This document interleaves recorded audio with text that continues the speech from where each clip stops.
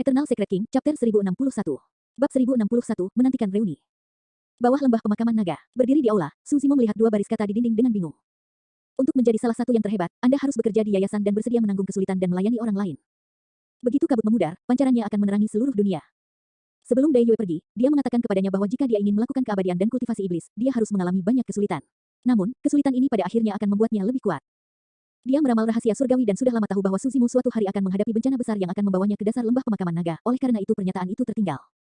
Namun, bahkan dia tidak menyangka Suzimo akan kembali ke tempat ini 100 tahun kemudian setelah lebih menderita, bahkan tubuhnya hampir hancur. Suzimo tidak pernah menyesalinya. Dia ingin membuat Dao sendiri. Itu bukan hanya untuk kehidupan dunia, tetapi juga untuk dirinya sendiri. Dia menantikan reuninya dengan Dai Yue. Lebih dari itu, dia berharap menjadi seseorang di luar imajinasi Dai Yue ketika dia berdiri di depannya lagi. Itu pasti akan menarik. Suzimo tersenyum lembut. Di dalam hatinya, dia tidak hanya ingin dipuji oleh Dai Yue, dia juga ingin melihat kegembiraan dan keterkejutan yang belum pernah terjadi sebelumnya di matanya. Sesaat kemudian, senyum di wajah Suzimo memudar saat dia menghela nafas. Dia tidak tahu berapa lama dia harus menunggu untuk melihat Dai Yue. Awalnya, Suzimo berpikir bahwa dengan peningkatan kultivasinya, dia pasti akan semakin dekat dengan Dai Yue. Namun, saat kultivasinya semakin dalam, dia menyadari bahwa Dai Yue berada di luar jangkauannya. Itu tidak diketahui. Meskipun dia sudah memasuki ranah Void Reversion, dia tidak bisa menyimpulkan atau merasakan tingkat kultivasi Dai Yue. Apakah dia berada di alam Mahayana, alam transendensi kesengsaraan? Suzimo menggelengkan kepalanya sedikit dan menyangkal kedua tebakan itu. Mungkin itu di luar pengetahuannya saat ini. Suzimo menarik napas dalam-dalam dan menenangkan diri. Tidak peduli apa, dia harus melanjutkan jalannya. Dia tidak jelas tentang situasi dengan tubuh aslinya dari ras naga. Sejak tubuh aslinya dari ras naga memasuki lembah tulang naga, dia tidak bisa lagi merasakannya. Ini adalah situasi yang baik, kedua esen spirit dibudidayakan secara terpisah tanpa mengganggu satu sama lain. Kalau tidak, mereka pasti akan terpengaruh jika mereka tahu semua yang terjadi pada rekan mereka. Kedua esen spirit adalah Suzimo dan berasal dari sumber yang sama. Suzimo memiliki perasaan misterius bahwa dia masih bisa menjalin hubungan dengan roh yin berambut merah selama dia mau. Tentu saja, mulai sekarang, dia tidak akan mengkhawatirkan tubuh aslinya dari ras naga kecuali diperlukan. Itu harus sama di ujung yang lain. Meskipun dia tidak tahu apa yang terjadi pada tubuh aslinya dari ras naga di lembah tulang naga, Suzimo menduga bahwa itu seharusnya tidak menjadi masalah. Selama dia bisa memasuki mata air ilahi purba dan memulihkan fisik dan garis keturunannya, dia pasti bisa mendapatkan pijakan dalam ras naga dengan tubuh aslinya. Hal terpenting bagi esen spirit berambut hitam adalah merekonstruksi tubuhnya. Suzimo mengingat apa yang tuannya, api ekstrim, katakan padanya di 100 penyempurnaan sekte tentang tas penyimpanan dan tidak bisa menahan senyum pahit. Kata-kata Master Extreme Fire menjadi kenyataan, dia benar-benar membutuhkan tas penyimpanan. Awalnya, Suzimo mengira bahwa Master Extreme Fire memiliki firasat. Beberapa hari yang lalu, dia mengetahui bahwa Biksu Yuan Bei telah mendiskusikan masalah ini dengan api ekstrim ketika dia menyelamatkan yang terakhir di dasar lembah pemakaman naga. Suzimo mengeluarkan tas penyimpanan yang diberikan kepadanya oleh Master Extreme Fire dan dengan hati-hati mengingat adegan yang terakhir merekonstruksi tulang dan tubuhnya. Dia hanya bergerak ketika dia benar-benar yakin dia tidak ragu tentang setiap detail. Ada prasyarat sebelum dia bisa merekonstruksi tubuhnya.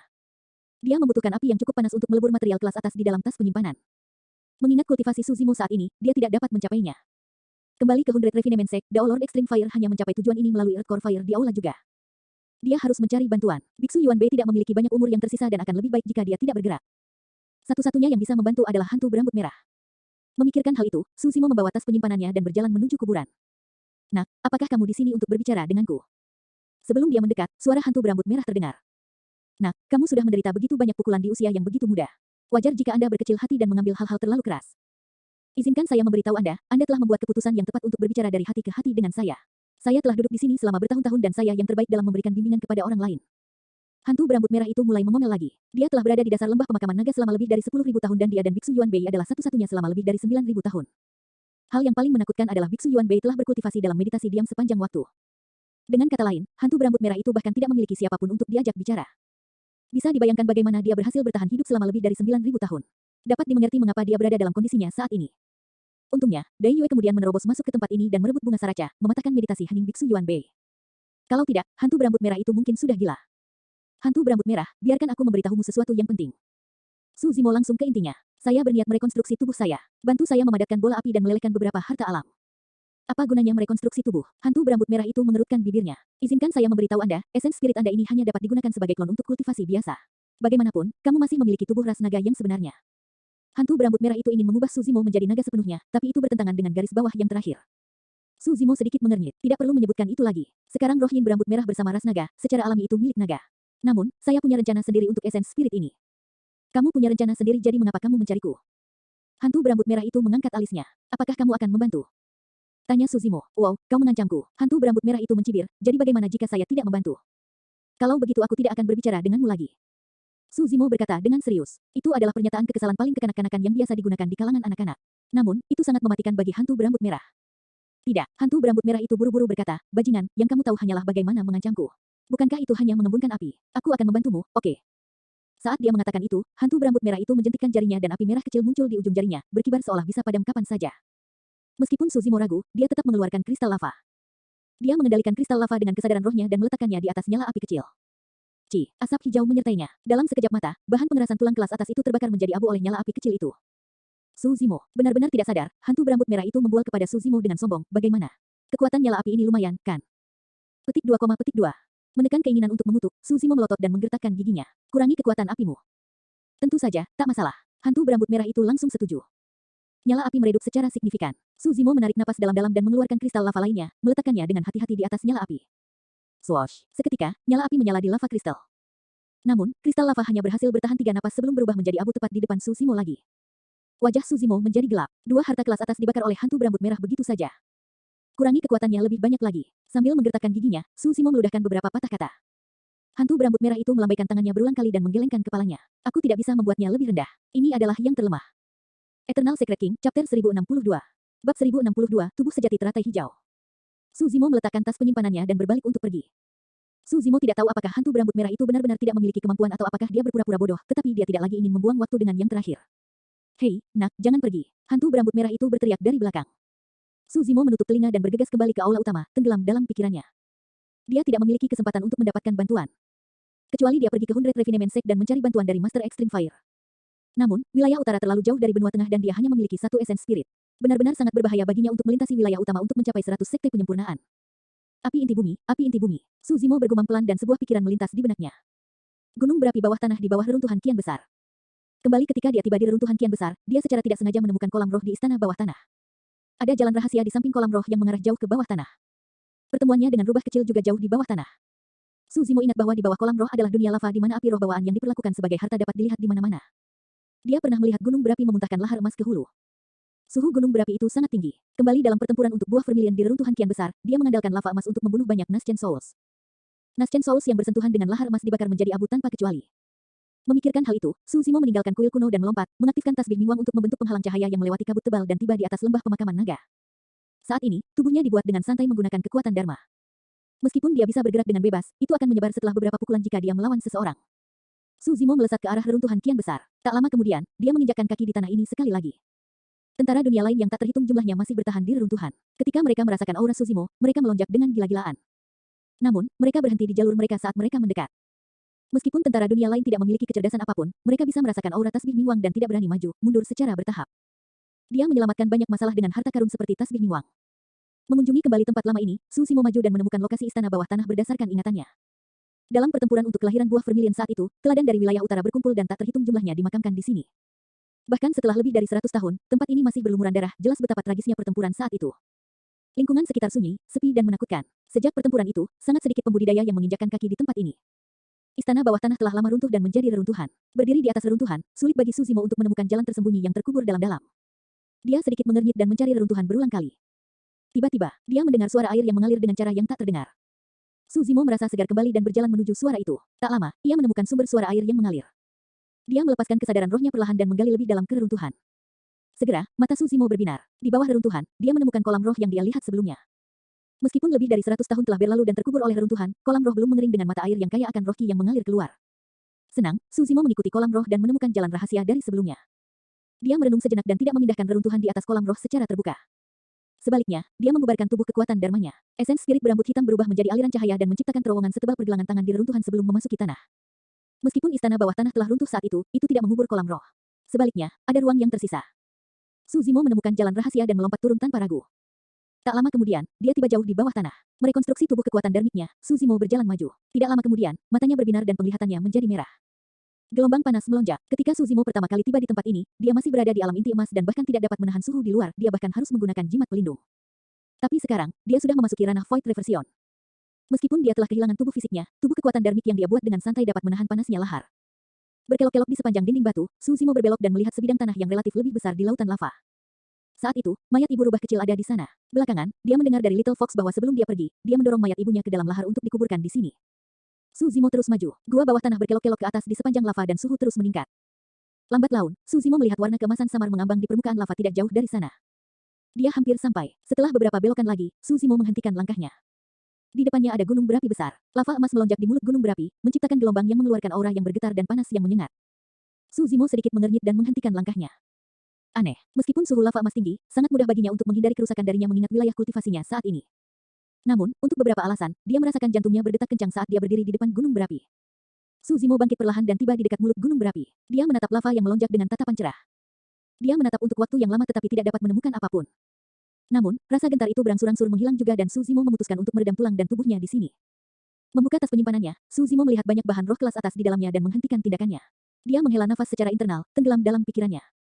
Bahkan jika dia berhasil memurnikan tubuhnya dengan bahan roh terbaik, tubuhnya pasti tidak akan bisa dibandingkan dengan tubuh fisik yang mengolah mistik klasik dari 12 Raja Iblis dari alam liar besar, meminum darah naga dan memiliki Phoenix ilahi tulang. Kekuatan tempur tubuh aslinya dari ras naga tidak akan berkurang. Namun, di sisi ini, kekuatan tempurnya akan sangat berkurang bahkan setelah tubuhnya direkonstruksi. Bahkan Destiny Dharmic Weaponnya, Creation Green Lotus, hancur berkeping-keping. Su Zimo menghela nafas lagi saat dia melihat batang teratai hijau dan daun teratai yang hancur di dalam tas penyimpanannya. Perlahan-lahan, sepotong cahaya bersinar di mata Su Zimo. Pikiran yang berani dan gila melintas di benaknya. Awalnya, dia ingin menggunakan banyak bahan roh yang diberikan kepadanya oleh Master Extreme Fire untuk meredam tubuhnya. Namun, bahkan bahan roh terbaik pun tidak bisa dibandingkan dengan penciptaan teratai hijau. Bahkan batang dan daun yang hancur 100 kali lebih kuat dari bahan roh kelas atas. Tatapan Su Zimo berubah tajam saat dia mengeluarkan banyak senjata dharmic bawaan yang dia rebut dari tangan Diin dan murid tituler lainnya. Batangnya akan menjadi tulang dan daunnya akan menjadi kulit. Jika dia menambahkan senjata dharmic bawaan ini juga, setelah tubuh fisiknya direkonstruksi, ketangguhannya akan sebanding dengan senjata dharmic Dao Lord bawaan.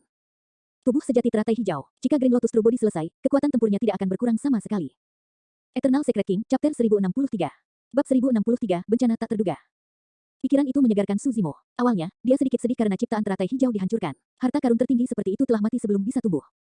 Tapi sekarang, jika dia berhasil meredam tulang dan tubuhnya berdasarkan ide itu, dia akan bisa melepaskan potensi penuh dari ciptaan teratai hijau. Selanjutnya, penciptaan teratai hijau tidak sepenuhnya hancur. Paling tidak, 54 biji teratai hijau tidak rusak dan memancarkan cahaya gemilang. Mereka masih bisa melepaskan teknik pembunuhan yang menargetkan esens spirit seperti Green Lotus Sword. Lebih penting lagi, penciptaan teratai hijau adalah senjata dharmic takdirnya. Jika dia menggunakan batang sebagai tulang dan daun teratai sebagai kulitnya, kecocokannya dengan tubuh fisik ini akan mencapai 100% tanpa ada penolakan.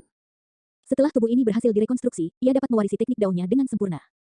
Memikirkan itu, hati Su Zimo terbakar. Sekarang dia memikirkannya, malapetaka ini pasti merupakan berkah dan bukan kutukan baginya. Jika dia berhasil menciptakan tubuh sejati teratai hijau dan bergabung dengan tubuh aslinya dari ras naga, kekuatan tempurnya akan berlipat ganda. Su Zimo menghirup udara dalam-dalam dan bersiap untuk mulai menempa tulang dan tubuhnya.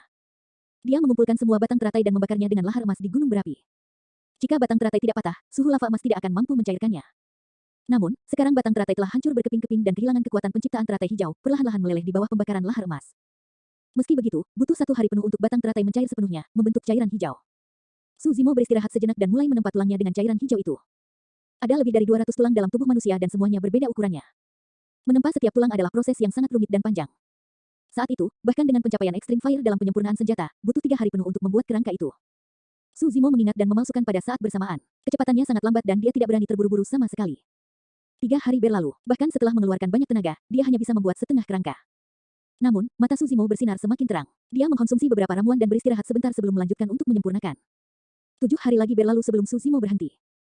Di depannya berdiri kerangka hijau tanpa cacat yang sebening kristal seperti batu giok. Itu bisa dikatakan sebagai karya para dewa. Setiap tulang memiliki serangkaian pola yang tampak alami, seperti bunga teratai yang mekar. Kerangka ini sudah cukup sempurna. Namun, itu tidak cukup. Su Zimo mengeluarkan banyak senjata dharmic bawaan di tas penyimpanannya. Lonceng esensi kekacauan Diin dan Truncheon pertarungan naga. Dao menjadi jahat tulang tombak bumi. Pagoda kaca pelangi Dao Bane Glass. Ikan kayu dan palu Mong Formless. Pedang Dao menjadi biduk surgawi. Dao menjadi Zephyr Thunder Hammer. Senjata dharmic bawaan ini adalah senjata dharmic takdir dari para murid tituler. Meskipun semua murid tituler sudah mati, jejak esens spirit mereka masih ada di Destiny Dharmic Weapons mereka. Jika Su Zimo ingin mengambilnya untuk dirinya sendiri, dia harus menghapus jejak esens spirit pada mereka. Namun, itu akan membutuhkan waktu yang sangat lama. Misalnya, beberapa senjata dharmic takdir telah disempurnakan oleh para murid tituler selama ribuan tahun, sama sekali tidak realistis bagi mereka untuk dihapus dalam waktu singkat. Su Zimo mengambil keputusan dan memutuskan untuk melebur semua senjata dharmic bawaan ke dalam kerangka teratai hijau. Kerangka teratai hijau yang terbentuk akan lebih keras dan tak tergoyahkan daripada senjata dharmic bawaan itu. Sepanjang sejarah, hanya ada sedikit pembudidaya yang telah mengeraskan tulang dan tubuh mereka. Untuk dapat menempa tulang sedemikian rupa, Su Zimo adalah orang pertama dalam sejarah yang mencapai prestasi seperti itu. Demi kerangka ini, dia telah menggunakan akar teratai sebagai fondasi dan menanamkannya dengan banyak senjata dharma bawaan yang diturunkan dari sekte super kuno. Kualitas kerangka ini bisa dibayangkan. Dia menempatkan semua senjata dharmic bawaan bersama-sama dan menyempurnakannya terus-menerus dengan lava emas. Yang pertama meleleh adalah pedang Dao Bane Heavenly Dipper. Di bawah pembakaran lava, jejak esens spirit dari banyak murid tituler menghilang dengan cepat. Pedang itu terbakar merah dan secara bertahap pecah menjadi beberapa bagian, berubah menjadi cairan keemasan gelap. Segera setelah itu, tombak tulang sekte bumi jahat, ikan dan palu kayu biksu tak berbentuk, palu guntur zefir, pagoda pengkilap pelangi, dan truncheon pertarungan naga meleleh satu demi satu. Hanya Chaos Essence Bell yang tidak terpengaruh. Su Zimo menyipitkan matanya dan menatap Chaos Essence Bell sejenak. Dari kelihatannya, Chaos Essence Bell adalah yang terkuat di antara senjata darmik bawaan. Kembali ketika dia bertarung dengan Di Yin, Chaos Essence Bell ini juga merupakan alasan mengapa lebih dari setengah kekuatan penciptaan teratai hijau terkandung. Jika Chaos Essence Bell ini tidak bisa dilebur, aku akan menyimpannya setelah jejak Essence Spirit di atasnya dihapus dan menggunakannya sebagai senjata darmik. Itulah yang diharapkan Su Zimo. Tiba-tiba, terjadi perubahan. Dentang, tanpa peringatan apapun, Chaos Essence Bell bergetar dan mengeluarkan suara panjang bergema yang mengguncang pikiran seseorang. Melawan suara bel, tubuh kekuatan Dharma Su Zimo retak dan hampir menghilang. Junior, kamu pantas mati karena menghancurkan senjata Dharma warisan Chaos Essence Sekte. Sebuah suara lama terdengar dari Chaos Essence Bell dengan niat membunuh tanpa akhir. Tepat setelah itu, hantu muncul. Seorang lelaki tua berjubah Chaos Essence Sekte berdiri di dalam gua, menatap Su Zimo dengan tatapan dingin dan memancarkan kekuatan yang luar biasa. Terhadap tekanan itu, Su Zimo tidak bisa bergerak sama sekali. Bahkan dengan dukungan tasbih Mingwang, itu tidak berguna. Tubuh Su Zimo sedikit gemetar. Dia tahu bahwa ini bukanlah tubuh sebenarnya dari seorang ahli sekte Chaos Essence. Itu hanyalah sisa kesadaran dari Chaos Essence Bell. Itu adalah sisa kesadaran dari seorang ahli kuno dari Chaos Essence Sect. Setelah lava emas memurnikan jejak Essence Spirit Di Yin, itu membuat khawatir sisa kesadaran. Meski hanya sisa kesadaran, itu cukup untuk membunuh Su Zimo. Bahkan jika tubuh Su Zimo masih ada, dia tidak akan bisa melarikan diri, apalagi fakta bahwa dia hanya tersisa dengan Essence Spirit, perbedaan di antara mereka terlalu besar. Ini benar-benar bencana yang tak terduga. Su Zimo tidak menyangka bahwa hanya menyempurnakan senjata darmik tanpa pemilik akan menyebabkan bencana seperti itu. Jika dia berada di atas reruntuhan kian besar, keributan di sini mungkin telah mengingatkan Biksu Yuan Bei dan hantu berambut merah. Namun, ini adalah kedalaman reruntuhan kian besar. Bahkan jika Biksu Yuan Bei dan hantu berambut merah merasakannya, itu sudah terlambat. Dalam sekejap, segala macam pikiran terlintas di benak Su Zimo, tetapi dia merasakan ketidakberdayaan. Sepertinya aku ditakdirkan untuk bertemu dengan malapetaka seperti itu. Pada akhirnya, saya tidak bisa menghindarinya. Su Zimo menghela nafas. Pada kenyataannya, saat bel berbunyi, itu mengingatkan keberadaan lain di dalam gua. Di mulut gunung berapi, di dalam lava emas, ada peti mati yang hampir transparan mengambang. Keindahan tiada taraf diletakkan di peti mati. Dia memiliki sosok yang anggun dan tangannya terkatup di depan dadanya. Dia telanjang dari ujung kepala sampai ujung kaki dan kulitnya halus seperti batu giok, tampak seperti peri dari 9 langit. Saat bel berbunyi, bulu mata panjang wanita itu berkibar. Sepasang mata indah tiba-tiba terbuka. Segera setelah itu, peti mati transparan naik perlahan dan melayang menuju mulut gunung berapi. Eternal Secret King, Chapter 1064. Bab 1064, Kebangkitan Pakar. Junior dari Sekte Chaos Essence sudah sangat lemah sehingga mereka bahkan tidak bisa melindungi senjata Dharma warisan. Hantu di udara mendengus dengan tatapan dingin. Dia hanyalah kesadaran yang tersisa dan tidak menyadari bahwa peti mati telah melayang dari gunung berapi yang memuntahkan lahar emas di belakangnya. Bahkan jika Chaos Essence Bell menjadi objek tanpa pemilik dan terkubur di dalam gua ini, itu tidak akan jatuh ke tangan orang luar. Dengan ekspresi acuh tak acuh, hantu itu berkata perlahan, "Mati, Junior." Hantu itu mengulurkan tangan raksasa dan meraih ke arah Su Zimo. Tiba-tiba, ledakan keras terdengar dari gua. Bahkan Su Zimo yang putus asa pun terkejut. Ledakan, seolah-olah ada sesuatu yang meledak. Segera setelah itu, gelombang besar lahar emas melonjak seperti tsunami dan menenggelamkan hantu di udara. Berdengung, berdengung. Kekuatan hantu itu menakutkan tetapi dilahap oleh gelombang raksasa yang dibentuk oleh lahar. Dalam sekejap mata, itu benar-benar hancur. Su Zimo terkejut saat dia melihat gelombang lava melonjak ke arahnya, akan menenggelamkannya dalam sekejap. Tiba-tiba, seolah dikendalikan oleh semacam kekuatan, gelombang lava tiba-tiba berhenti di udara sebelum menghilang perlahan. Tepat setelah itu, mata Su Zimo membelalak. Tepat di depannya, peti mati transparan melayang dari mulut gunung berapi. Tutup peti mati sudah hancur dan berserakan di tanah. Di dalam peti mati, seorang wanita cantik tiada taraf duduk perlahan. Sosoknya anggun dan tanpa celah. Wanita cantik tiada taraf itu memiliki ekspresi malas seolah-olah dia baru saja bangun. Dia membelai dahinya dengan lembut dan rambut hitamnya tergerai di bahunya seperti air terjun. Dia memancarkan pesona yang memikat dan sangat cantik. Mata cantik wanita itu sedikit linglung saat dia sedikit mengernyit. Bahkan tindakan sekecil itu memiliki keindahan yang tak terlukiskan. Untuk sesaat, Su Zimo lupa bernapas. Sampai titik kultivasinya ini, dia telah bertemu dengan banyak wanita, Ji Yaoxue yang mulia dan bermartabat, Demones Ji yang seperti selir yang unik, Leng Rou yang dingin dan halus, semuanya adalah wanita cantik terbaik di dunia. Namun, dibandingkan dengan wanita di hadapannya, mereka sedikit lebih rendah. Bahkan teknik sihir Demones Ji tampak lebih rendah di depan wanita ini. Keberadaan wanita ini sudah cukup untuk menjatuhkan dunia. Gelombang lava sebelumnya jelas dilepaskan oleh keindahan tiada taraf ini. Su Zimo seharusnya mengungkapkan rasa terima kasihnya segera setelah diselamatkan. Namun, cara kemunculan tiba-tiba wanita ini terlalu mengejutkan, menyebabkan dia membeku di tempat dengan linglung. Seketika, keraguan yang tak terhitung jumlahnya muncul di benaknya. Siapa wanita ini? Kenapa dia ada di sini? Kapan dia tiba di sini? Apa kultivasinya? Tiba-tiba, sebuah pikiran melintas di benak Su Zimo. Dia ingat bahwa dia seharusnya melihat wanita ini sebelumnya. Tepatnya, dia samar-samar pernah melihatnya sebelumnya. Itu lebih dari 100 tahun yang lalu ketika dia pertama kali tiba di istana bawah tanah reruntuhan kian besar dan sedang mencari kolam roh di atas. Sebuah krebepel berbunga mekar di tengah kolam. Mata air menyembur dan kabut-berkabut menyebar. Dalam kekaburannya, dia sepertinya melihat seorang wanita di atas bunga krebepel. Dia memiliki tubuh yang anggun dan cantik dengan postur yang malas dan menawan. Ketika dia memejamkan mata dan memfokuskan pandangannya sekali lagi, tidak ada yang tersisa di bunga krebepel. Sekarang dia mengingatnya, wanita di atas bunga krebepel terlihat persis sama dengan kecantikan tiada taraf di hadapannya. Mungkinkah wanita di hadapannya adalah eksistensi dari 10.000 tahun yang lalu?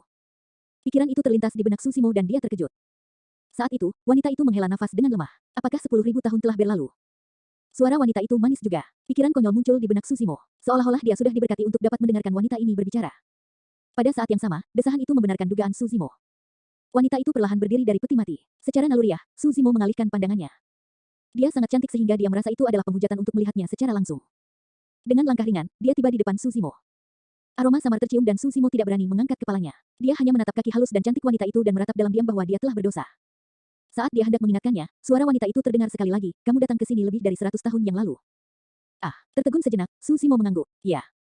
Aku samar-samar ingat bahwa kamu menyelamatkan seekor rubah kecil. Wanita itu melanjutkan dan menghela napas. Ya. Suzimo menjawab, di mana dia? Mengapa dia tidak berada di sisimu dan dirawat olehmu? Wanita itu bertanya. Meskipun Suzimo tidak mengangkat kepalanya untuk melihat, nadanya mengungkapkan sedikit ketidaksenangan. Little Fox aman dan sehat di Tousan Demon Valley. Suzimo tersenyum pahit. Jika dia ada di sisiku, dia mungkin sudah bertemu dengan kemalangan. Tubuhnya lumpuh dan Solitary Cloud juga terluka parah. Jika Little Fox mengikutinya, dia benar-benar memiliki peluang kecil untuk bertahan hidup. Ya, wanita itu merenung sejenak sebelum meninggalkan Suzimo. Senior, Suzimo mengangkat kepalanya dan berteriak buru-buru saat melihat wanita itu masih tidak sadar. Ya, wanita itu menoleh sedikit, memperlihatkan setengah dari profil sampingnya yang sempurna.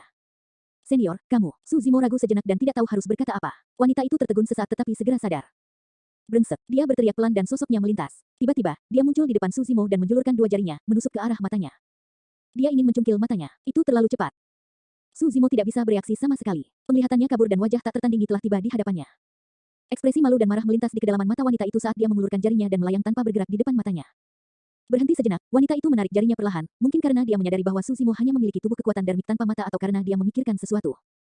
Aku akan meninggalkan mata itu padamu dulu. Wanita itu berkata dengan dingin, aku akan menggalinya setelah kamu merekonstruksi tubuhmu.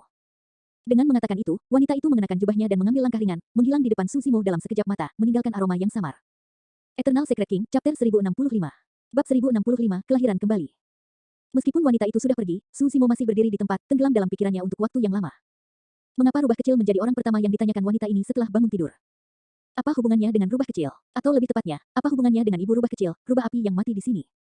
Tiba-tiba, Suzimo mengingat sesuatu. Kembali ketika dia membawa rubah kecil dan melompat ke dasar lembah pemakaman naga, pertama kali dia bertemu Biksu Yuan Bei, yang terakhir mengatakan sesuatu kepadanya. Rubah kecil itu, jaga dia baik-baik, jangan biarkan dia menderita. Pada saat itu, Suzimo tahu bahwa biksu tua itu ragu-ragu, seolah ingin mengatakan sesuatu. Namun, ketika dia ingin bertanya, biksu tua itu sudah mengubah topik pembicaraan dan masalah itu dipindahkan. Sekarang setelah dipikir-pikir, biksu tua itu seharusnya tahu tentang hubungan antara wanita ini dan rubah kecil. Ada kemungkinan besar bahwa apa yang tidak dia katakan saat itu terkait dengan wanita ini. Alasan mengapa wanita ini menyelamatkannya kemungkinan besar karena rubah kecil. Jika dia melihat rubah kecil menderita atau menjalani kehidupan yang buruk, wanita ini mungkin benar-benar akan kembali untuk menyelesaikan masalah dengannya. Suzimo menggelengkan kepalanya dan mengesampingkan pikiran itu untuk sementara waktu, terus mengeraskan tulangnya. Tanpa jejak kekuatan dari kesadaran yang tersisa, Chaos Essence Bell secara bertahap meleleh di bawah panasnya lava emas dan menyatu dengan solusi dari senjata darmik bawaan lainnya. Suzimo menerapkan solusi pada kerangka hijau giok di samping sedikit demi sedikit. Kerangka itu berangsur-angsur mendapatkan lapisan warna emas gelap dan tekstur metalik muncul, membuatnya semakin tidak bisa dihancurkan. Setelah 3 hari, banyak senjata darmik bawaan Suzimo telah menyatu dengan kerangka teratai hijau. Dia melelehkan daun teratai sekali lagi dan menyelimuti kerangka teratai hijau, membentuk lapisan kulit. Kesuksesan. Meskipun dia belum memelihara garis keturunan dan organnya, Suzimo sudah bisa merasakan hubungan misterius antara dia dan kerangka di hadapannya. Suzimo membawa kerangka itu bersamanya dan kembali ke atas. Dia menuangkan semua ramuan roh dan ramuan di tas penyimpanannya ke dalam kolam roh. Seketika, tenaga hidup yang kaya meledak dari kolam roh dan banyak bahan roh naik dan turun di dalamnya, berubah menjadi tenaga hidup bergelombang yang menyatu ke dalam air. Tanpa ragu, Suzimo menempatkan kerangka teratai hijau di dalamnya. Essence spirit berambut hitam memasuki Glabella dan mengambil alih kesadaran, tenggelam ke dasar kolam roh. Aliran kekuatan hidup yang tak ada habisnya melonjak ke dalam kerangka teratai hijau. Pada saat yang sama, Suzimo menyalurkan kekuatan Dharma dengan roh esensinya dan kerangka itu bergetar terus-menerus. Awalnya, itu hanya suara tulang yang bergetar. Namun, seiring berjalannya waktu, suara air yang mengalir bisa terdengar dari dalam kerangka. Guyuran, sumsumnya mengalir dan darah tertukar. Lambat laun, selaput merah muda setipis sayap jangkrik muncul di kerangka hijau emas. Waktu berlalu dengan lambat dan daging mulai tumbuh di membran, secara bertahap terisi. Garis besar wajah Suzimo berangsur-angsur menjadi lebih jelas. Bentuk embrio dari organ-organnya telah terbentuk di dalam tubuhnya. Di dasar kolam roh, kerangka hijau emas tergeletak tak bergerak. Namun, kekuatan hidup di dalam kerangka semakin kuat. Seluruh kolam roh hampir membentuk pusaran. Kerangka itu seperti lubang hitam yang melahap semua vitalitas. Pada saat itu, tidak ada seorang pun di dunia kultivasi yang tahu bahwa di bawah reruntuhan wilayah utara daratan Tianhuang, penjelmaan monster nomor 1 yang telah menyebabkan paragon yang tak terhitung jumlahnya gemetar ketakutan sedang mengalami kelahiran kembali. Kedua tubuh sejati sedang mengalami kelahiran kembali. Sebulan kemudian, di bawah penutup reruntuhan kian besar, tidak ada riak di kolam roh dan dipenuhi dengan daun layu dan tumbuhan roh. Kolam roh tidak mengering selama 10.000 tahun dan dipenuhi dengan kiroh. Namun, setelah sebulan, tidak ada lagi kiroh di kolam roh dan itu adalah tangki septik yang mati. Tiba-tiba, riak muncul di permukaan air yang awalnya tenang. Sesosok naik perlahan dan menjadi lebih jelas. Swoosh. Suara air bergema saat sesosok keluar dari air dan berdiri di udara. Itu adalah tubuh yang sempurna dengan sosok yang ramping dan ramping. Kulitnya lembut seperti bayi yang baru lahir. Rambut hitam pria itu tergerai dan dia memiliki wajah yang bersih dan cerah. Dia memiliki ciri-ciri halus dan matanya dalam dan cerah. Su Zimo lah yang terlahir kembali. Su Zimo menunduk dan menatap tubuhnya dengan sedikit kegembiraan di matanya. Meskipun garis keturunan dan kekuatan tubuh sejati teratai hijaunya jauh lebih rendah daripada tubuh sejati naganya, itu cukup tangguh dan tak tergoyahkan. Teratai hijau kreasi tingkat 6 dapat bertarung melawan senjata Dharmic Dao Lord bawaan. Saat ini, kerangka yang terbentuk dari batang teratai dan banyak senjata Dharmic bawaan hampir setara dengan senjata Dharmic Dao Lord bawaan. Selanjutnya, kulitnya dibuat dengan daun teratai hijau penciptaan. Bahkan jika dia berdiri diam di tempat, senjata Void Reversion Dharmic tidak akan mampu menembus tubuhnya. Bahkan lebih mustahil untuk melukai tendon dan tulangnya. Su Zimo mengenakan jubah hijaunya sekali lagi dan mengobrak-abrik reruntuhan menuju lembah pemakaman naga. Dia bermaksud memasuki pengasingan di dasar lembah pemakaman naga untuk jangka waktu tertentu. Dia hampir tidak memiliki istirahat setelah pertempuran berturut-turut, sudah waktunya baginya untuk berhenti berkelahi dan membiarkan semuanya tenang. Sekarang dia berada di ranah Void Reversion, dia telah menggabungkan teknik kultivasinya yang abadi, manual guntur ungu dan manual guntur hijau, mendapatkan bagian penyempurnaan roh kekosongan besar yang lengkap. Setelah mengolah teknik kultivasi abadi ini, kekuatan tempurnya akan meningkat sekali lagi. Setelah menelusuri sutra Void Reversion dari biara Daming dan biara Fahua di dasar lembah pemakaman naga, kekuatan tempurnya akan semakin meningkat. Ada juga seni dharma tingkat atas seperti seni pedang pembantaian surga. Ada banyak hal yang harus dia kembangkan di pengasingan ini. Di seluruh dunia kultivasi, hampir semua orang berpikir bahwa Su Zimo, yang telah kehilangan tubuhnya, teratai hijau ciptaan dan tulang Phoenix suci, pasti akan jatuh dari rahmat dan kehilangan kejayaannya. Dia bahkan mungkin bukan tandingan paragon biasa dari dunia Void Reversion, apalagi murid tituler. Namun, tidak ada yang tahu bahwa hari Su Zimo keluar dari pengasingan akan menjadi hari di mana penjelmaan monster pertama dalam sejarah kembali. Bahkan jika dia menghadapi lebih banyak murid tituler, dia masih cukup kuat untuk menekan mereka semua. Sesampainya di tepi lembah pemakaman naga, Su Zimo melompat turun. Jurang ini dipenuhi dengan banyak kekuatan yang menakutkan. Namun, kali ini, Su Zimo tidak mengedarkan senjata Dharmic apapun dan membiarkan kekuatan campuran melonjak ke seluruh tubuhnya. Tubuh sejati teratai hijau sama sekali tidak terluka. Ledakan. Dalam sekejap mata, Su Zimo sudah jatuh ke bawah. Dia akan kembali ke kuil kuno ketika dia berhenti dan mengerutkan kening. Ada banyak legenda tentang lembah pemakaman naga. Hal yang paling menakutkan adalah sosok perkasa tubuh bersama masuk dan tidak berhasil keluar hidup-hidup. Awalnya, Su Zimo berpikir bahwa para pembudidaya itu terbunuh oleh medan energi yang menakutkan dan kacau di atas. Tapi sekarang, dia secara bertahap menyadari bahwa ada sesuatu yang salah. Kekuatan di atas bahkan tidak bisa mengguncang tubuh sejati teratai hijaunya, bagaimana itu bisa membunuh sosok perkasa tubuh bersama? Siapa yang membunuh sosok perkasa tubuh bersama yang jatuh dalam legenda? Siapa yang membunuh para pembudidaya yang jatuh di lembah pemakaman naga dalam legenda? Apakah itu Biksu Yuan Bei atau hantu berambut merah? Meski keduanya memang memiliki kemampuan, sepertinya mereka tidak punya alasan untuk membunuh siapapun. Eternal Secret King, Chapter 1066. Bab 1066, pakar dari 10.000 tahun lalu. Su Zimo berbalik perlahan dan melihat ke lembah di belakangnya. Dia tiba-tiba teringat sesuatu. Kembali ketika dia pertama kali tiba di dasar lembah pemakaman naga, dia ingin melihat apa yang ada di dasar lembah dan mengikuti tebing ke kedalaman lembah. Lembah berkelok-kelok dan tak lama kemudian, dia melihat setumpuk mayat. Belakangan, dia dihantui oleh hantu jahat dan hampir mati. Syukurlah, Ming Zhen tiba tepat waktu dan menyelamatkannya. Setelah itu, dia belum pernah ke ujung lembah. Sekarang pertanyaan ini terlintas di benaknya. Su Zimo merenung sejenak sebelum melanjutkan menyusuri dinding batu terjal menuju kedalaman lembah. Tak lama kemudian, dia melihat pemandangan sebelumnya sekali lagi. Mayat berserakan di mana-mana. Bahkan, beberapa tubuh mereka terawetkan dengan sempurna selama 10.000 tahun tanpa membusuk. Beberapa tetes darah segar berceceran di dinding di sekelilingnya. Saat itu, energi yang terkandung dalam beberapa tetes darah itu hampir membunuh Su Zimo. Tapi sekarang, ketika tatapan Su Zimo tertuju pada beberapa tetes darah, dia hanya merasakan sedikit ketidaknyamanan sebelum beradaptasi. Dia berhenti sejenak sebelum melanjutkan ke depan. Tiba-tiba, embusan angin dingin bertiup. Seorang wanita dengan rambut acak-acakan dan jubah putih yang berlumuran darah muncul di belakangnya. Matanya buta dan dia menjulurkan lidah merahnya. Lebih dari 100 tahun yang lalu, kultivasinya lumpuh dan dia hampir dibunuh oleh hantu jahat ini. Tapi sekarang dia berada di alam Void Reversion dengan gelar Dao Being, dia dianggap ahli dalam dunia kultivasi, bagaimana dia bisa dilukai oleh hantu jahat belaka? Su Zimo bahkan tidak berbalik saat dia berteriak, beraninya kamu menunjukkan dirimu. Saya akan membantu Anda bereinkarnasi hari ini. Suara mendesing, tasbih Mingwang di pergelangan tangan kirinya bersinar terang dan langsung menyelimuti hantu wanita berjubah putih itu. Cahaya keemasan tak berujung menembus tubuh hantu wanita berjubah putih seperti pedang tajam, menciptakan lubang. Darah mengalir keluar dari hantu wanita berjubah putih. Ki jahat dan hantu jahat yang terkondensasi di sini memiliki daging dan darah. Ah, hantu wanita berjubah putih mengeluarkan tangisan tragis dan berjuang dalam cahaya keemasan sebelum kembali diam. Gumpalan jiwa bereinkarnasi dan menghilang ke dunia. Menginjak mayat, Su Zimo terus maju. Setelah pertukaran singkat ini, tidak ada lagi hantu jahat yang berani keluar. Tak lama kemudian, Su Zimo menghentikan langkahnya.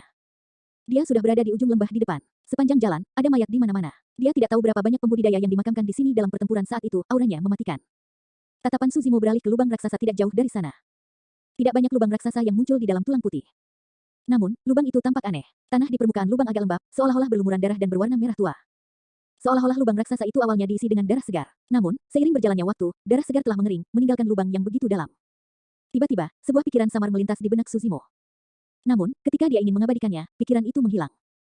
Tidak ada keanehan lain di sekitarnya. Su Zimo menggelengkan kepalanya dan berbalik untuk pergi. Tak lama kemudian, dia kembali ke kuil kuno. Dia langsung menuju pemakaman di halaman belakang aula utama. Secara kebetulan, Biksu Yuan Bei juga ada di sana, melantunkan sutra dalam hati untuk memurnikan jiwa di pemakaman.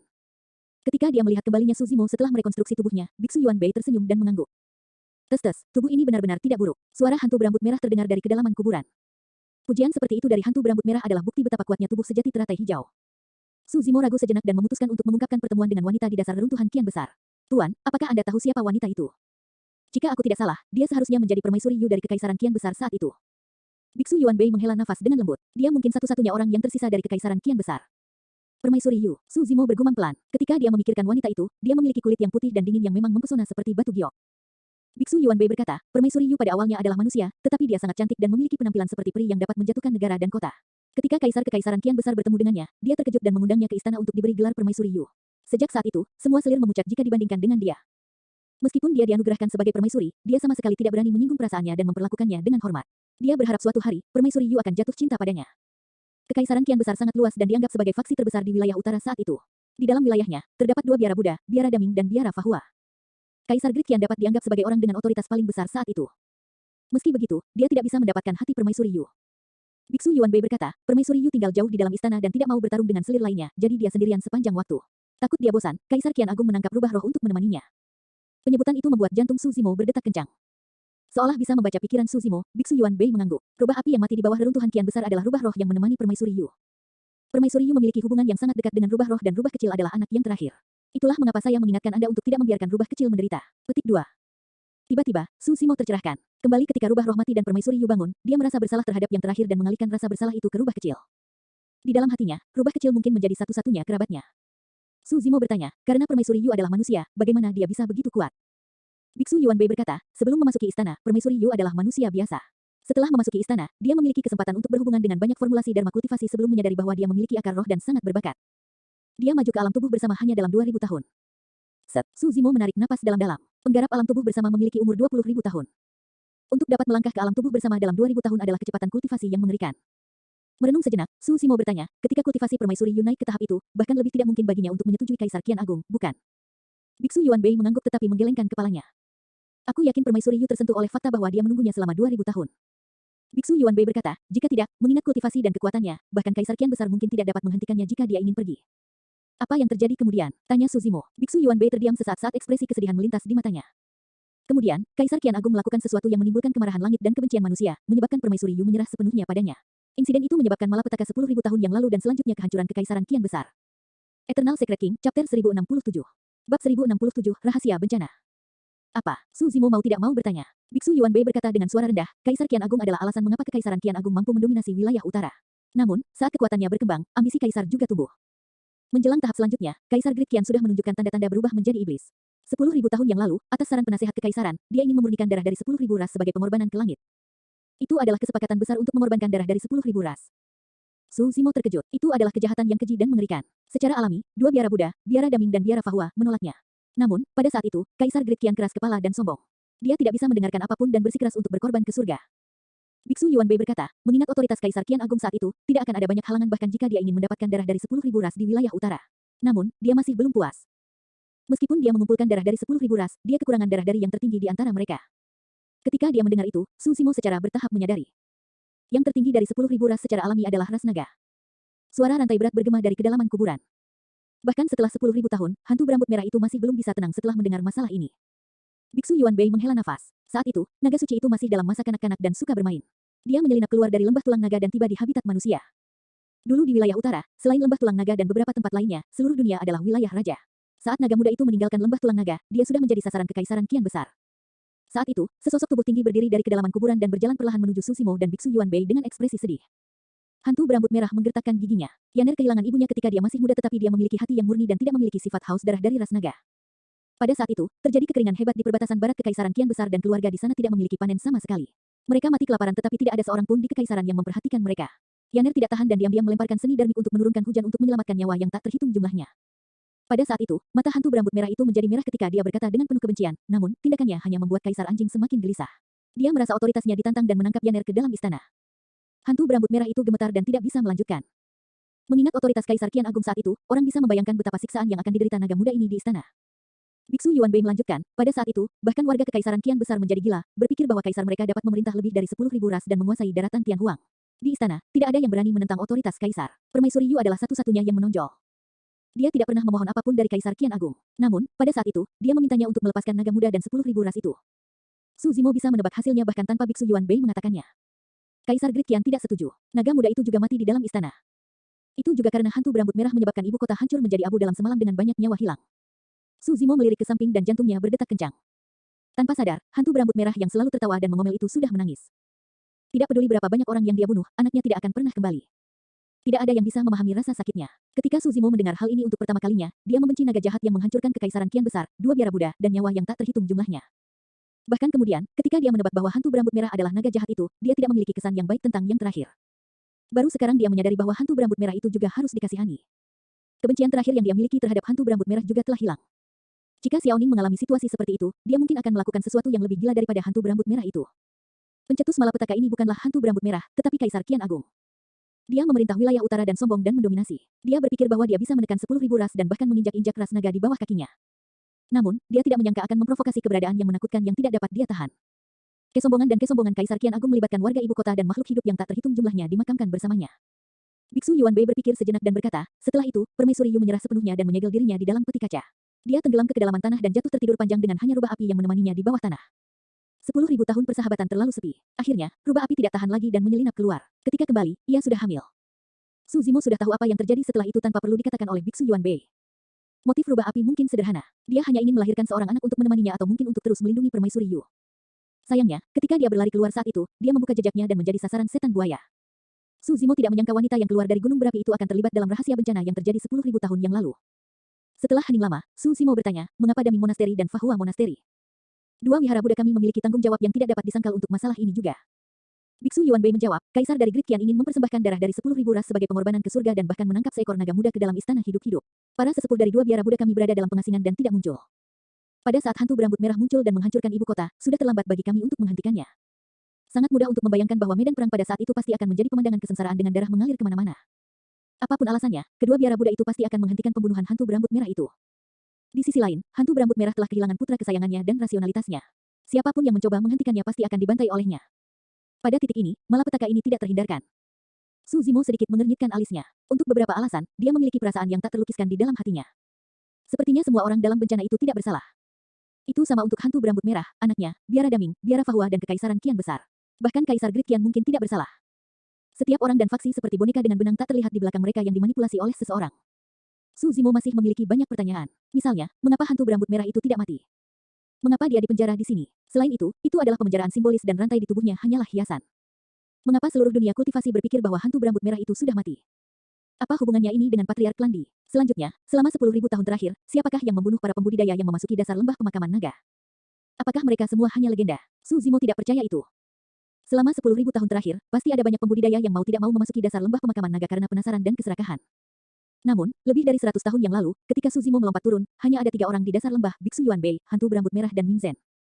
Jika orang-orang itu sudah mati, bagaimana Ming Zhen bertahan? Su Zimo merasa ada petunjuk yang sangat penting yang terlewatkan. Eternal Secret King, Chapter 1068. Bab 1068, munculnya kembali wajah darah. Su Zimo mengerutkan kening dalam-dalam tetapi pikirannya semakin kacau. Aku punya pertanyaan yang mungkin agak berani, tapi kenapa kamu belum mati? Su Zimo memandangi hantu berambut merah itu dan bertanya dengan lembut dengan nada sedikit menyesal. Hantu berambut merah menyebabkan kehancuran kekaisaran Qian besar dan membantai makhluk hidup yang tak terhitung jumlahnya sambil menghancurkan biara Daming dan biara Fahua juga. Bahkan jika dia membalas dendam untuk putra kesayangannya, kejahatan keji seperti itu tidak bisa dimaafkan. Bagaimana dia bisa selamat dari malapetaka 10.000 tahun yang lalu? Kekuatan hantu berambut merah itu memang menakutkan. Dengan kekuatannya sendiri, dia bisa memusnahkan kekaisaran Qian besar yang berkembang dalam semalam dan bahkan menghancurkan 2 sekte super. Namun, berdasarkan situasi saat itu, hantu berambut merah itu seharusnya sudah ditindas. Bagaimana mungkin dia masih hidup dalam keadaan seperti itu? Biksu Yuanbei memandangi hantu berambut merah itu. Setelah waktu yang singkat ini, hantu berambut merah itu tampaknya sudah tenang. Hantu berambut merah itu memiliki ekspresi bangga saat dia berkata perlahan, pada saat itu, tidak ada ahli dari kekaisaran Qian besar, biara Daming atau biara Fahua yang cocok denganku. Bahkan seorang patriark Mahayana bukanlah tandingan saya. Saat itu, Yan Beichen telah menyebutkan hal ini kepada Su Zimo. Yan Beichen pernah berkata bahwa kekuatan tempur naga leluhur sebanding dengan kaisar umat manusia. Jelas bahwa dia tidak berbohong. Setelah pertempuran besar, kaisar umat manusia akhirnya disiagakan dan Dharma Emperor of Fahua Monastery menyerbu. Saat Kaisar Dharma disebutkan, hantu berambut merah itu menarik kembali kebanggaan di matanya dan berkata dengan ekspresi serius, saat itu, tidak ada yang bisa menghentikanku, bahkan kaisar umat manusia. Saya bertempur besar dengan Kaisar Dharma dan kami berdua terluka parah. Itu adalah hasil internesin. Setelah jeda sebentar, dia sedikit mengernyit dengan harum dingin. Ketika aku berada di posisi terlemahku, patriark dari klan Di muncul dan menyergapku saat aku terluka parah. Mudah untuk membayangkan seberapa besar bahaya yang dia hadapi setelah dia terluka parah dalam pertempuran melawan Kaisar Dharma dan setelah itu disergap oleh patriark Mahayana. Tidak heran mengapa hantu berambut merah membenci Chaos Essence Sect dan garis keturunan Di. Lebih dari sebulan yang lalu, dia tidak hanya melukai leluhur setengah bela diri klan Di dengan parah, dia bahkan membunuh sosok perkasa tubuh bersama dari sekte esensi kekacauan. Namun, dari perspektif Biara Daming dan Biara Fahua, tindakan patriark klan Di dapat dianggap membantu mereka.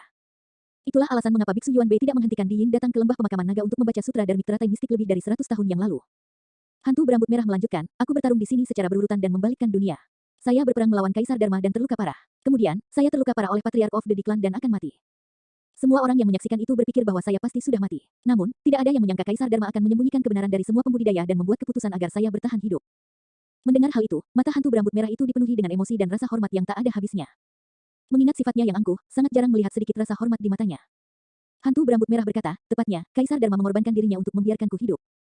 Biksu Yuan Bei menghela nafas, Kaisar Dharma berada di tahun-tahun terakhirnya dan tidak memiliki banyak umur lagi. Oleh karena itu, dia mengorbankan dirinya dan melepaskan kekuatan Dharma tertinggi untuk menyelamatkan hantu berambut merah dan dengan paksa memperpanjang umurnya.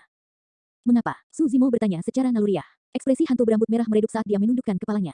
Saya mengajukan pertanyaan yang sama saat itu. Saya masih ingat setiap kata yang dijawab Kaisar Dharma. Su Zimo mendengarkan dengan penuh perhatian. Pelindung Longran, kamu tidak bisa disalahkan atas bencana ini. Anda juga korban. Alasan mengapa saya menyelamatkan Anda adalah karena saya berharap ras naga tidak akan memulai perang dengan dunia kultivasi wilayah utara karena hal ini. Saya berharap masalah ini akan berakhir dan tidak akan ada lagi pembunuhan di wilayah utara. Su Zimo tercengang dan matanya dipenuhi dengan keterkejutan yang tak ada habisnya. Dia berbalik dan melihat ke kedalaman kuburan di gundukan kecil yang sering dijaga oleh hantu berambut merah.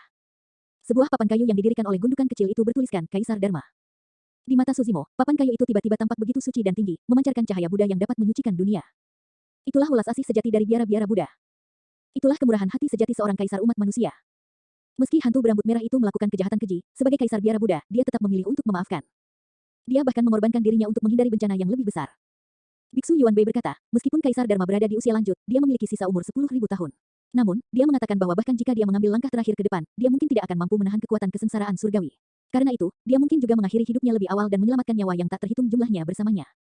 Meskipun dia berada di tahun-tahun terakhirnya, dia masih memiliki umur 10.000 tahun. Namun, Kaisar Dharma menyerahkan 10.000 tahun masa hidupnya untuk menyelamatkan hantu berambut merah dengan imbalan perdamaian di wilayah utara. Biksu Yuan Bei berkata, Dharma Emperor benar. Setelah berita kematian hantu berambut merah menyebar, pasukan ras naga tiba dan ingin membantai dunia kultivasi wilayah utara. Namun, mereka dibujuk untuk mundur oleh hantu berambut merah. Sejak saat itu, hantu berambut merah tinggal di lembah pemakaman naga dan menemani kuburan di kuburan dengan rantai di sekujur tubuhnya, bertobat dengan tulus. Su Zimo menghela nafas secara internal. Kaisar Dharma tidak hanya menyelamatkan nyawa hantu berambut merah, dia juga menyelamatkan niat membunuhnya. Jika bukan karena pilihan Kaisar Dharma, hantu berambut merah itu akan mati dan pasukan ras naga akan turun, bentrok dengan seluruh dunia kultivasi di wilayah utara untuk membalas dendam. Pada saat itu, kemungkinan besar itu bukan bencana bagi kekaisaran kian besar tetapi untuk seluruh wilayah utara. Su Zimo sangat bisa merasakan bahwa ada dalang yang kuat di balik semua ini. Jika bukan karena Kaisar Dharma, malapetaka wilayah utara bahkan mungkin berkembang menjadi malapetaka di seluruh daratan Tianhuang. Pada saat itu, semuanya tidak dapat diubah. Siapa dalangnya? Patriark di klan. Jika bukan karena Kaisar Dharma, hantu berambut merah akan dibunuh oleh penyergapan dari Patriark klan di, konsekuensinya tidak terbayangkan. Namun, Su Zimo memiliki perasaan yang samar-samar bahwa meskipun Patriark klan di mungkin memainkan peran penting dalam hal ini, dia bukanlah dalang sebenarnya yang memanipulasi seluruh bencana. Orang lain telah menghasut seluruh bencana ini. Setelah merenungkan untuk waktu yang lama, Su Zimo tiba-tiba bertanya, Guru, selama 10.000 tahun terakhir, banyak pembudidaya telah memasuki dasar lembah pemakaman naga dan mati. Apakah Anda tahu tentang itu? Awalnya saya tidak. Biksu Yuan Bei menggelengkan kepalanya. Jantung Su Zimo berdetak kencang saat dia memahami arti di balik kata-kata Biksu Yuan Bei. Biksu Yuan Bei melanjutkan, sejak pelindung wanita itu turun ke tempat ini lebih dari 100 tahun yang lalu, saya menyadari bahwa selain saya dan hantu berambut merah, ada keberadaan menakutkan lainnya yang tersembunyi di dasar lembah pemakaman naga. Pada saat itu, Su Zimo tiba-tiba merasa merinding. Pelindung wanita yang dibicarakan oleh Biksu Yuan Bei jelas adalah Dai Yue. Namun, siapakah eksistensi menakutkan itu selain Biksu Yuan Bei dan hantu berambut merah? Keberadaan yang menakutkan itu tersembunyi sangat dalam di genangan darah di bawah lembah pemakaman naga. Bahkan hantu berambut merah dan aku tidak bisa merasakannya. Biksu Yuan Bei berkata, pelindung wanita itu adalah orang yang menangkapnya. Bahkan setelah menghabiskan 10.000 tahun di dasar lembah pemakaman naga, Biksu Yuan Bei dan hantu berambut merah tidak tahu bahwa ada orang ketiga. Siapa itu? Tanya Su Zimo. Aku tidak tahu. Saya hanya melihat wajah manusia berwarna darah muncul di atas genangan darah saat pelindung wanita menyerang. Kata Biksu Yuan Bei. Eternal Secret King, Chapter 1069. Bab 1069, Kesengsaraan 1000 Setan. Mendengar itu, jantung Su Zimo berdetak kencang dan ekspresinya berubah. Wajah manusia berwarna darah. Pikiran pertama Su Zimo adalah wajah manusia berwarna darah yang muncul di laut darah 1000 tahun di lembah 1000 setan. Tidak heran dia merasakan deja vu ketika dia melihat lubang berwarna darah di dasar lembah pemakaman naga. Itu karena lubang berwarna darah itu awalnya adalah danau darah. Namun, 100 tahun kemudian, danau darah mengering. Su Zimo masih memiliki rasa takut yang tersisa ketika dia mengingat apa yang dia alami di laut darah 1000 tahun di lembah 1000 setan. Situasi saat itu sangat berbahaya atau lebih tepatnya, menyeramkan. 7 iblis-iblis tingkat tinggi yang setara dengan penguasa Dao karakteristik Dharma umat manusia terbunuh dengan mudah oleh gelembung yang melayang keluar dari dasar danau. Secara kebetulan, meskipun gelembungnya sangat banyak, tidak ada yang mendarat di atasnya. Meskipun dia tidak yakin, dia samar-samar bisa menebak bahwa gelembung itu kemungkinan besar diciptakan oleh wajah manusia berwarna darah yang tersembunyi di kedalaman lautan darah. Namun saat itu, Su Zimo tidak mengerti kenapa wajah manusia berwarna darah itu ingin menyelamatkannya. Sekarang, dia memikirkan kemungkinan. Mungkinkah karena Dai Yue tidak membunuh pemilik wajah darah itu melainkan membiarkannya pergi? Oleh karena itu, alasan mengapa pemilik wajah darah menyelamatkan Su Zimo mungkin karena yang pertama dapat merasakan bahwa dia berhubungan dengan Dai Yue. Su Zimo bertanya, apakah pemilik wajah darah itu dibebaskan? Tentu saja tidak. Biksu Yuan Bei menggelengkan kepalanya. Pelindung wanita itu hanya meninggalkan kalimat ini, tidak disangka ada makhluk jahat sepertimu di daratan ini yang berkultivasi dengan melahap garis keturunan, kamu pantas mati. Setelah itu, pemilik wajah darah itu dibunuh. Tanya Su Zimo. Biksu Yuan Bei mengangguk. Dengan itu, kemungkinan yang Su Zimo pikirkan sebelumnya telah terbalik. Jika pemilik wajah darah sudah mati, siapakah wajah manusia berwarna darah di lembah seribu setan? Mengapa wajah manusia berwarna darah itu membantunya? Apa hubungan antara dua wajah manusia berwarna darah itu? Jika bukan karena pelindung wanita, kita tidak akan menyadari bahwa keberadaan yang mengerikan seperti itu tersembunyi di samping kita. Biksu Yuan Bei menghela nafas pelan. Hanya pada saat inilah Su Zimo akhirnya mengerti mengapa Biksu Yuan Bei membantunya alih-alih mencoba menyelesaikan masalah dengannya meskipun fakta bahwa Dai Yue merampas harta terbesar dari biara Buddha, bunga saraca, untuk ditanamkan padanya. Bukan karena Biksu Yuan Bei takut pada Dai Yue. Itu karena serangan Dai Yue setara dengan menyelamatkan Biksu Yuan Bei dan hantu berambut merah. Hantu berambut merah berkata, itu juga karena apa yang dikatakan wanita berjubah merah setelah serangannya sehingga kami menyadari bahwa bencana 10.000 tahun yang lalu bukanlah suatu kebetulan. Pemilik wajah darah harus menjadi dalang di balik malapetaka. Dialah yang bersembunyi di kegelapan memanipulasi kita seperti boneka. Su Zimo berkata dengan suara rendah, kemungkinan besar pemilik wajah berdarah itu adalah penasihat kerajaan Kian besar. Ya, Biksu Yuan Bei menjawab, setelah bencana itu, penasehat menghilang dan tidak ada yang tahu di mana dia berada. Dialah yang menghasut Kaisar Great Qian untuk menyebabkan bencana ini. Karena malapetaka itu, Kekaisaran Qian besar dihancurkan dan Kaisar Qian Agung meninggal. Hantu berambut merah kehilangan putra kesayangannya dan hampir mati. Akibatnya, dia membatasi dirinya di dasar lembah pemakaman naga untuk bertobat. Dua sekte super biara Daming dan biara Fahua juga dimusnahkan.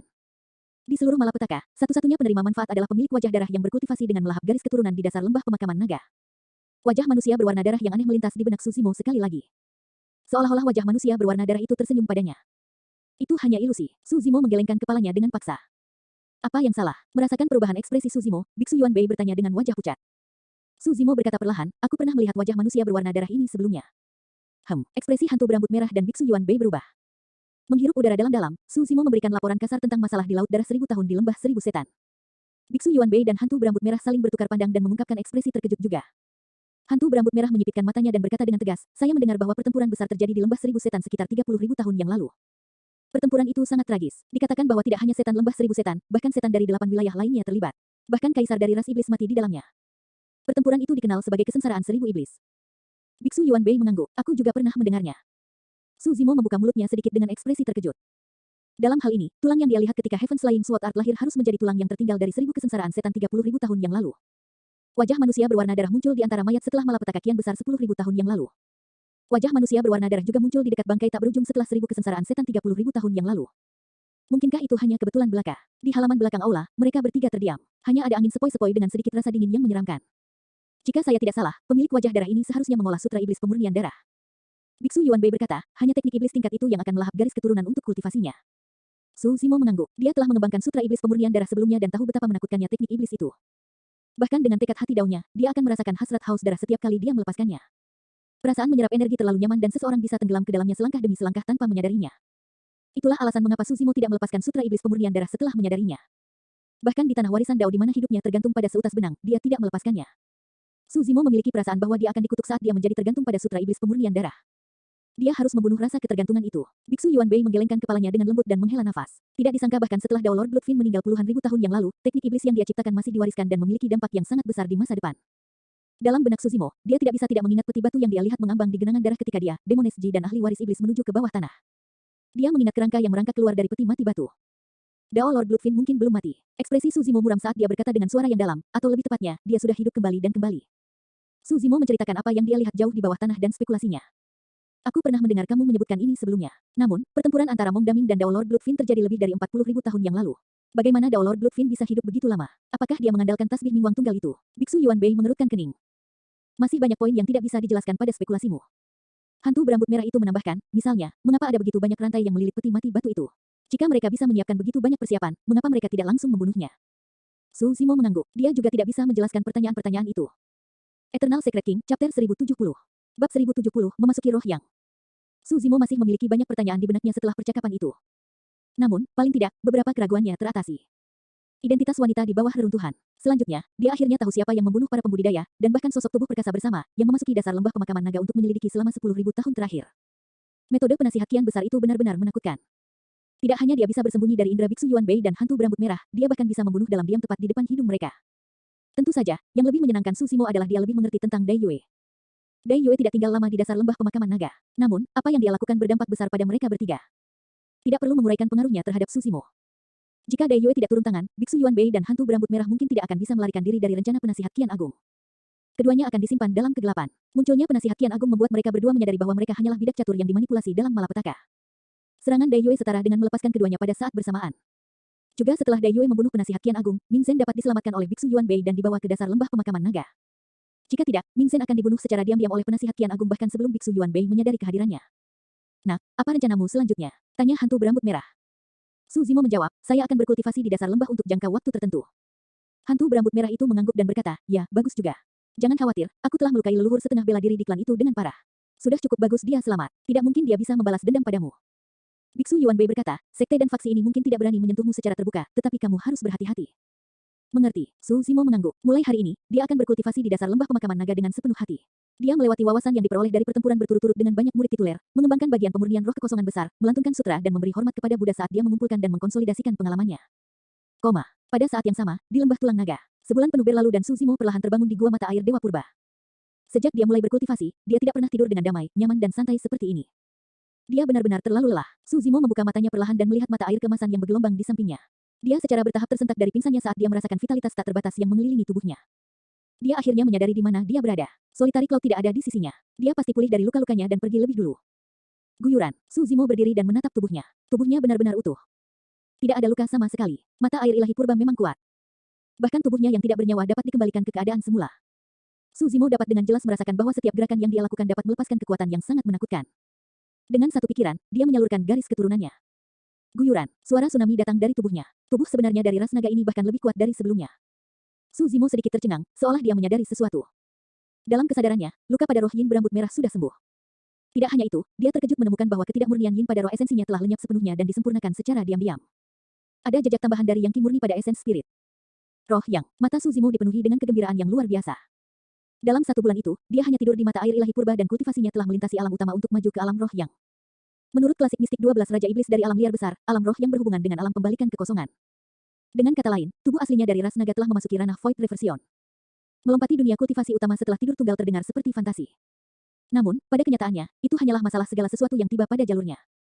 Pertama, roh Yin berambut merah sudah mencapai puncaknya. Jika bukan karena fakta bahwa dia ditekan di Dao Inheritance Ground, dia akan menerobos sebelum esens spirit berambut hitam. Kedua, Su Zimo tidur di mata air Dewa Purba. Berkat makanan dari mata air ilahi purba, luka-luka Yin spirit yang berambut merah disembuhkan dan kekuatan hidup yang tak terbatas didorong ke depan. Secara alami, itu memurnikan semua ketidakmurnian dalam esens spirit dan memasuki alam Void Reversion. Kultivator lain akan membutuhkan banyak persiapan jika mereka ingin melintasi ranah kultivasi utama. Selain itu, ada kemungkinan kegagalan yang tinggi. Namun, mengingat hati Dao Su Zimo, tidak mungkin baginya untuk gagal dalam terobosannya di mata air Dewa Purba bahkan jika dia tidak sadarkan diri. Saat dia bangun, tidak hanya tubuh aslinya dari ras naga pulih, dia bahkan telah memasuki alam Void Reversion. Su Zimo sangat gembira. Dia melepaskan kesadaran rohnya perlahan dan mendorongnya hingga batasnya. 500 km. Saat dia memasuki alam Void Reversion, jangkauan kesadaran rohnya sudah melebihi 500 km. Kesadaran roh Void Reversion tahap awal normal Dao Beng hanya bisa meluas hingga 50 km. Di ranah Void Reversion yang disempurnakan, seseorang dapat dianggap sebagai paragon jika bisa mencapai 40 km. Namun, kesadaran roh-roh Yin berambut merah telah melampaui 500 km. Anda telah mendengar, 2 orang luar bergabung dengan garis keturunan Illumination Dragon sebulan yang lalu. Kudengar salah satu dari mereka adalah Win dan yang lainnya juga tidak dianggap sebagai naga. Saya mendengar bahwa garis keturunannya tidak murni dan dia tampaknya adalah seorang putra yang diterima oleh seorang tetua dari garis keturunan naga penerangan. Sejak kejadian 10.000 tahun yang lalu, garis keturunan naga penerangan menjadi semakin buruk. Mereka sekarang bahkan menerima Wins dan naga dengan garis keturunan yang tidak murni. Setelah menyebarkan kesadaran rohnya, Su Zimo secara alami dapat mendengar gosip yang terjadi di luar gua. Apa gunanya membawa mereka masuk? Mereka akan disiksa selama mereka tetap berada di ras naga. Mereka tidak akan bisa hidup lama jika mereka tidak mengenali keadaan mereka. Itu benar. Saya mendengar bahwa Win dilemparkan ke sisi garis keturunan naga campuran dan dipukuli sepanjang hari. Dia dipenuhi cedera dan tidak akan bisa bertahan lebih lama lagi. Pada saat itu, Su Zimo mengerutkan kening dan ekspresinya menjadi dingin. Alasan mengapa dia membawa Solitary Cloud ke sini adalah untuk mendapatkan kesempatan bagi yang terakhir, bukan untuk membiarkannya menderita. Ngomong-ngomong, Longmo dengan garis keturunan tidak murni itu tampaknya masih berendam di mata air Dewa Purba. Sudah sebulan, kan? Aku sudah lama berada di lembah tulang naga tapi aku belum pernah ke mata air Dewa Purba. Bagaimana bajingan dengan garis keturunan tidak murni seperti dia bisa masuk? Saat dia keluar, aku pasti akan memberinya pelajaran. Hehe, kita bahkan tidak akan mendapat giliran. Saudara-saudara dari garis keturunan naga penerangan tidak bisa menunggu lebih lama lagi dan telah menunggu Long Mo ini kembali. Apakah menurutmu Long Mo bersembunyi di mata air Dewa Purba sepanjang waktu dan tidak berani keluar karena dia tahu dia akan dipukul dengan sangat keras? Itu sangat mungkin. Saat beberapa naga sedang berdiskusi, sebuah suara terdengar dari belakang mereka. Semuanya, bolehkah saya menanyakan arah ke wilayah garis keturunan naga campuran? Beberapa naga berbalik dan melihat seorang pria berambut merah berdiri di atas mereka. Dia memiliki fitur halus dan bertanya tanpa ekspresi. Di sana, seekor naga menunjuk secara naluriah. Terima kasih. Pria berambut merah mengucapkan terima kasih dan berbalik untuk pergi. Tak lama kemudian, dia menghilang dari pandangan semua orang. Orang itu sama sekali tidak terlihat familiar, kan? Rambut merah, dia seharusnya dari garis keturunan naga penerangan. Tapi aku belum pernah melihatnya sebelumnya. Mungkinkah, Long Mo, itu pasti dia. Ayo kita lihat. Banyak naga mengikuti dengan tergesa-gesa. Eternal Secret King, Chapter 1071. Bab 1071, siapa yang Anda katakan memiliki harapan kematian? Di dalam aula utama garis keturunan Illumination Dragon. 3 tetua dari garis keturunan naga iluminasi sedang duduk di dalam ketika seorang lelaki tua masuk, itu adalah tetua 4. Ada berita dari mata air Dewa Purba bahwa Long Mo baru saja bangun dan lukanya telah sembuh. Terlebih lagi, dia sudah berada di ranah Void Reversion. Elder Four berkata dengan suara yang dalam, saya mendengar bahwa anak ini telah menuju ke wilayah garis keturunan naga campuran. Di mana Long Qiyu dan yang lainnya? Penatua 3 bertanya. Penatua 4 berkata, mereka telah membawa orang dengan cara yang agresif. Mereka pasti pergi untuk membunuh Long Mo. Keempat tetua saling bertukar pandang. Kita akan segera mengetahui apakah dia naga atau cacing. Grand Elder berkata sambil tersenyum. Silsilah naga campuran memiliki status yang sangat rendah dalam ras naga. Meskipun mereka mempertahankan tempat di lembah tulang naga, mereka menempati area kecil. Selain itu, naga dari garis keturunan naga campuran memiliki banyak batasan di lembah tulang naga. Mereka tidak bisa pergi kemana-mana dan sebagian besar adalah budak di antara 5 garis keturunan naga. Semakin rendah levelnya, semakin kacau. Di antara 5 garis keturunan ras naga, perkelahian antar sesama klan bisa terjadi kapan saja. Ini bahkan lebih umum di antara garis keturunan naga campuran. Meski daerahnya kecil, ada banyak naga dengan garis keturunan tipis yang hidup di dalamnya. Secara bertahap, 4 faksi utama dibentuk Rain, Cloud, Coiling, dan Flood Dragon. Pertempuran sering pecah antara 4 faksi. Namun, ada jauh lebih sedikit perkelahian antara 4 faksi akhir-akhir ini. Itu karena orang luar muncul di wilayah mereka. Yang terpenting, orang luar ini tidak berhak menginjakkan kaki di tanah ini. Bahkan garis keturunan naga banjir tidak dapat menerima orang ini. Dia adalah Wind dan jauh dari naga banjir yang sebenarnya. Meskipun hanya ada perbedaan satu kata antara keduanya, satu itu seperti perbedaan antara langit dan bumi. Namun, banyak naga di sini mendengar bahwa orang luar ini tidak hanya menginjakkan kaki ke tempat ini, dia bahkan menikmati mata air Dewa Purba yang tidak seorang pun dari mereka memenuhi syarat untuk menikmatinya. Ini membuat banyak naga semakin tidak senang. Selama beberapa hari terakhir, setiap Void Reversion of the Dragon Rache, baik itu dari garis keturunan Rain, Cloud, Coiling atau Flood Dragon, akan membuat seseorang mengajarkan pelajaran kepada orang luar itu dan mereka tidak akan bosan karenanya. Tanpa kekuatan, dia tidak memenuhi syarat untuk tinggal bersama mereka. Seekor ular tidak bisa hidup bersama dengan naga. Itu adalah kebanggaan ras naga. Di mata mereka, Wim adalah seekor ular. Sarang naga dibangun di sekitar puncak gunung yang menjulang tinggi. Setiap sarang naga sangat luas dan tinggi, memungkinkan naga untuk tinggal dan berkultivasi. Saat itu, banyak naga berkumpul di depan sarang naga. Ada hampir 100 orang dari garis keturunan Cloud, Coiling, Rain, dan Flood Dragon. Giliran siapa untuk memberi pelajaran pada orang itu hari ini? Sekarang giliran garis keturunan naga banjir kita. Aku akan melakukannya. Seorang pria muda berjubah putih menonjol. Dia memiliki fisik yang kuat dan menggosok kedua telapak tangannya. Dengan senyum di wajahnya, dia berjalan menuju sarang naga dengan ekspresi santai. Hei, bersikaplah lembut. Jangan bunuh dia secara langsung. Masih banyak orang dari garis keturunan Cloud Dragon kami yang menunggu untuk berlatih menggunakan dia. Beberapa naga berteriak saat mereka tertawa. Tanpa sadar, seorang pria berambut merah muncul di kerumunan. Dia memiliki fitur yang halus dan kulit yang cerah. Hai, pria berambut merah itu menepuk bahu naga itu dan bertanya, jika Wim ini berkultivasi di sarang naga, kalian tidak akan bisa membuatnya keluar, kan? Meskipun naga bisa bertarung dan membunuh sesuka hati, ada batasannya juga. Jika ada naga yang tinggal di sarang mereka dan berkultivasi, naga lain tidak dapat mengganggu mereka. Naga lain hanya bisa menantang naga setelah dia meninggalkan sarangnya. Fufu, naga itu tertawa. Saudaraku, kamu berbicara tentang aturan ras naga kita. Namun, benda di dalamnya adalah Wim. Hak apa yang dia miliki untuk tinggal di sini? Jika dia bersembunyi di dalam dan tidak keluar, secara alami kita akan masuk dan menyeretnya keluar. Ketika dia mendengar itu, pria berambut merah itu tanpa ekspresi tapi tatapannya menjadi lebih dingin. Ketika naga itu melihat bahwa orang ini tampak asing, dia ingin bertanya. Namun, auranya melemah ketika dia bertemu dengan tatapan orang itu dan dia menelan kata-kata yang hendak keluar dari mulutnya. Itu adalah penindasan yang berasal dari garis keturunannya. Seseorang dari garis keturunan Illumination Dragon. Ketika naga itu memperhatikan rambut pria berambut merah itu, dia sedikit mengernyit dan berpikir, ada yang tidak beres. Dia terlihat seperti berasal dari garis keturunan Illumination Dragon, tapi kenapa rasanya garis keturunannya tidak murni? Meski bingung, naga itu tidak berani bertanya. Berdiri di samping pria berambut merah, dia merasakan jantungnya berdebar seolah-olah bencana akan menimpanya kapan saja. Pria berambut merah itu adalah Susimo. Ketika dia mendengar tentang situasi Solitary Cloud, dia bingung. Itu normal jika Solitary Cloud tidak cukup kuat untuk mengalahkan naga di sini karena dia belum berubah menjadi naga yang tepat. Namun, selama dia berkultivasi di sarangnya terus-menerus, dia secara alami akan memiliki peluang besar untuk berubah menjadi naga di lingkungan di mana Ki naga kaya. Bagaimana Solitary Cloud bisa sangat menderita? Setelah mendengar jawaban naga itu, Susimo akhirnya mengerti bahwa naga di sini tidak memberi Solitary Cloud kesempatan untuk berkultivasi. Solitary Cloud hanyalah mainan di mata mereka. Solitary Cloud, keluar. Pemuda berjubah putih itu menyatakan dengan keras, jangan berpikir bahwa kamu akan aman hanya karena kamu bersembunyi di sarang. Kamu Wim dan tidak pantas tinggal di sini. Masuk dan seret dia keluar. Banyak naga di kerumunan bersorak. Saat pemuda berjubah putih hendak menerobos masuk, sesosok tubuh perlahan muncul dari kegelapan sarang. Itu menjadi lebih jelas dan terhuyung-huyung. Saat sosok itu berdiri di pintu masuk sarang, Suzimo menyipitkan matanya dan hatinya sakit. Itu adalah awan soliter, namun, penampilannya hampir tidak bisa dibedakan. Pipinya bengkak dan fitur wajahnya berkerut dengan luka di sekujur tubuhnya. Beberapa dari mereka baru saja membentuk koreng dan gerakannya menarik luka, menyebabkan darah segar mengalir keluar sekali lagi. Solitary Cloud tampak celaka dan sengsara, dipenuhi luka. Namun, matanya dipenuhi dengan sedikit keberanian, tekad, dan kebanggaan. Apakah giliranmu hari ini? Sudut mulut Solitary Cloud berkedut seolah ingin tertawa. Luka di wajahnya pecah dan darah segar keluar, tampak agak mengancam.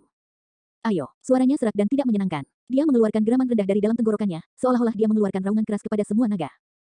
Pemuda berjubah putih itu berkata dengan acuh tak acuh, saya akan menyampaikan pesan lain dari Tuan Muda.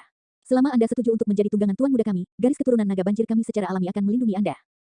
Benar-benar tidak mungkin. Solitary Cloud mengatakan kata demi kata tanpa ragu. Fufu, pria muda berjubah putih itu mencibir. Solitary Cloud, kamu hanya Wim. Tuan Muda kami memberimu wajah dengan menerimamu sebagai tunggangan. Jangan mencari penolakan. Tuan Mudamu tidak layak. Solitary Cloud menyeringai. Kamu pasti memiliki keinginan mati. Ekspresi pemuda berjubah putih itu menjadi gelap. Dalam sekejap, dia muncul di depan Solitary Cloud dan membuka telapak tangannya yang besar untuk menamparkan wajah yang terakhir. Solitary Cloud berada dalam kondisi sedemikian rupa sehingga dia bahkan tidak bisa berdiri dengan benar. Dia tidak bisa bertahan melawan serangan itu sama sekali. Tiba-tiba, angin sepoi-sepoi bertiup. Seseorang muncul di depan Solitary Cloud. Iya, telapak tangan pemuda berjubah putih itu dipegang di telapak tangan orang itu tanpa bergerak. Siapa yang kamu katakan memiliki keinginan mati? Orang itu memandang pemuda berjubah putih itu dengan tenang dan bertanya. 1. Dalam bahasa Cina. Eternal Secret King, Chapter 1072. Bab 1072, selanjutnya. Serangkaian seruan terdengar dari naga. Tidak ada yang memperhatikan bagaimana pria berambut merah itu muncul. Naga-naga itu sedang melihat telapak tangan pemuda berjubah putih itu dan tepat ketika hendak mendarat di wajah Solitary Cloud, sesosok telah muncul di antara mereka berdua.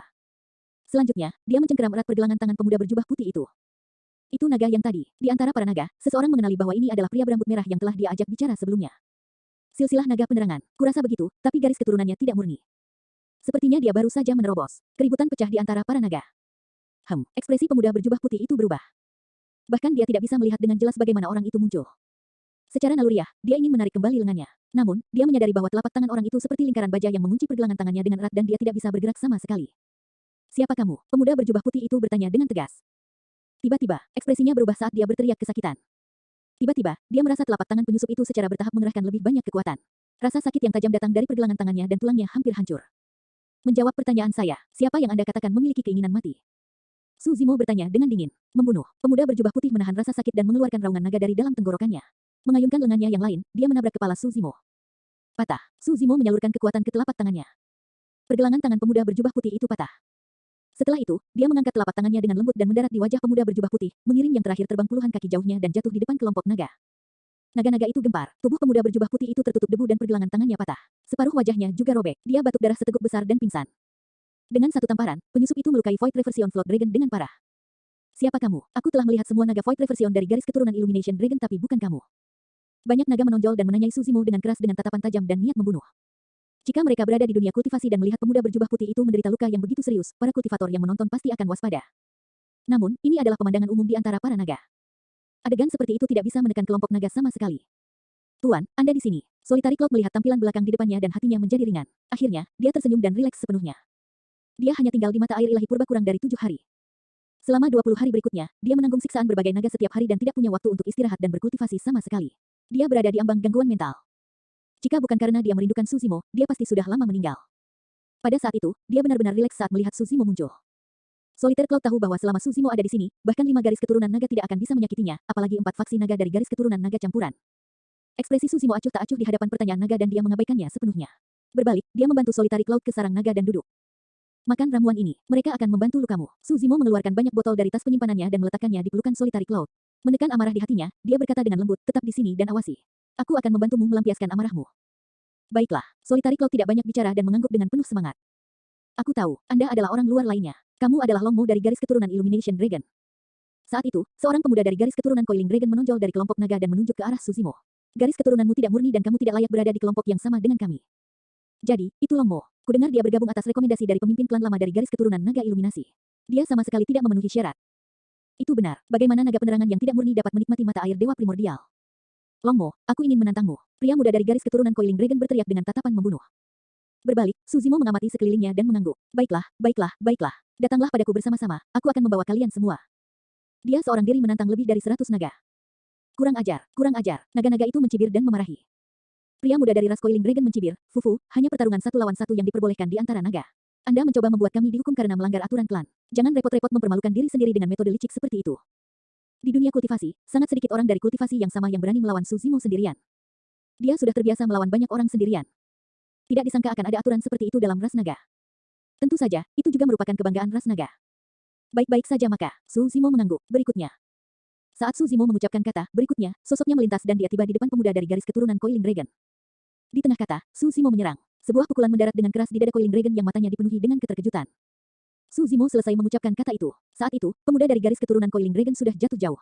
Dadanya sangat mengalah saat dia batuk seteguk besar darah. Aku akan melakukannya. Seorang pria muda dari garis keturunan naga hujan menonjol. Tanpa sepatah kata pun, Suzimo melangkah maju dan mengangkat telapak tangannya. Membuka jari-jarinya, dia menabrak pemuda dari garis keturunan naga hujan seolah-olah dia bisa menutupi langit. Aura yang sangat tragis melonjak. Pria muda dari garis keturunan naga hujan merasa tercekik oleh aura itu. Itu terlalu menakutkan, tidak mungkin untuk bertahan melawan. Hanya itu yang ada di benak pemuda itu. Secara naluriah, dia menopang lengannya. Bang, telapak tangan Suzimo mendarat di lengan naga hujan. Patah, tanpa jeda, suara tulang retak bisa terdengar. Lengan pemuda dari garis keturunan naga hujan terbelah menjadi dua dan tulangnya yang patah terlihat, berlumuran darah segar. Itu adalah pemandangan yang mengejutkan. Momentum telapak tangan Suzimo tidak sepenuhnya berkurang dan mendarat di kepala pria itu, mengusapnya dengan lembut. Pria muda dari garis keturunan naga hujan pingsan di tempat.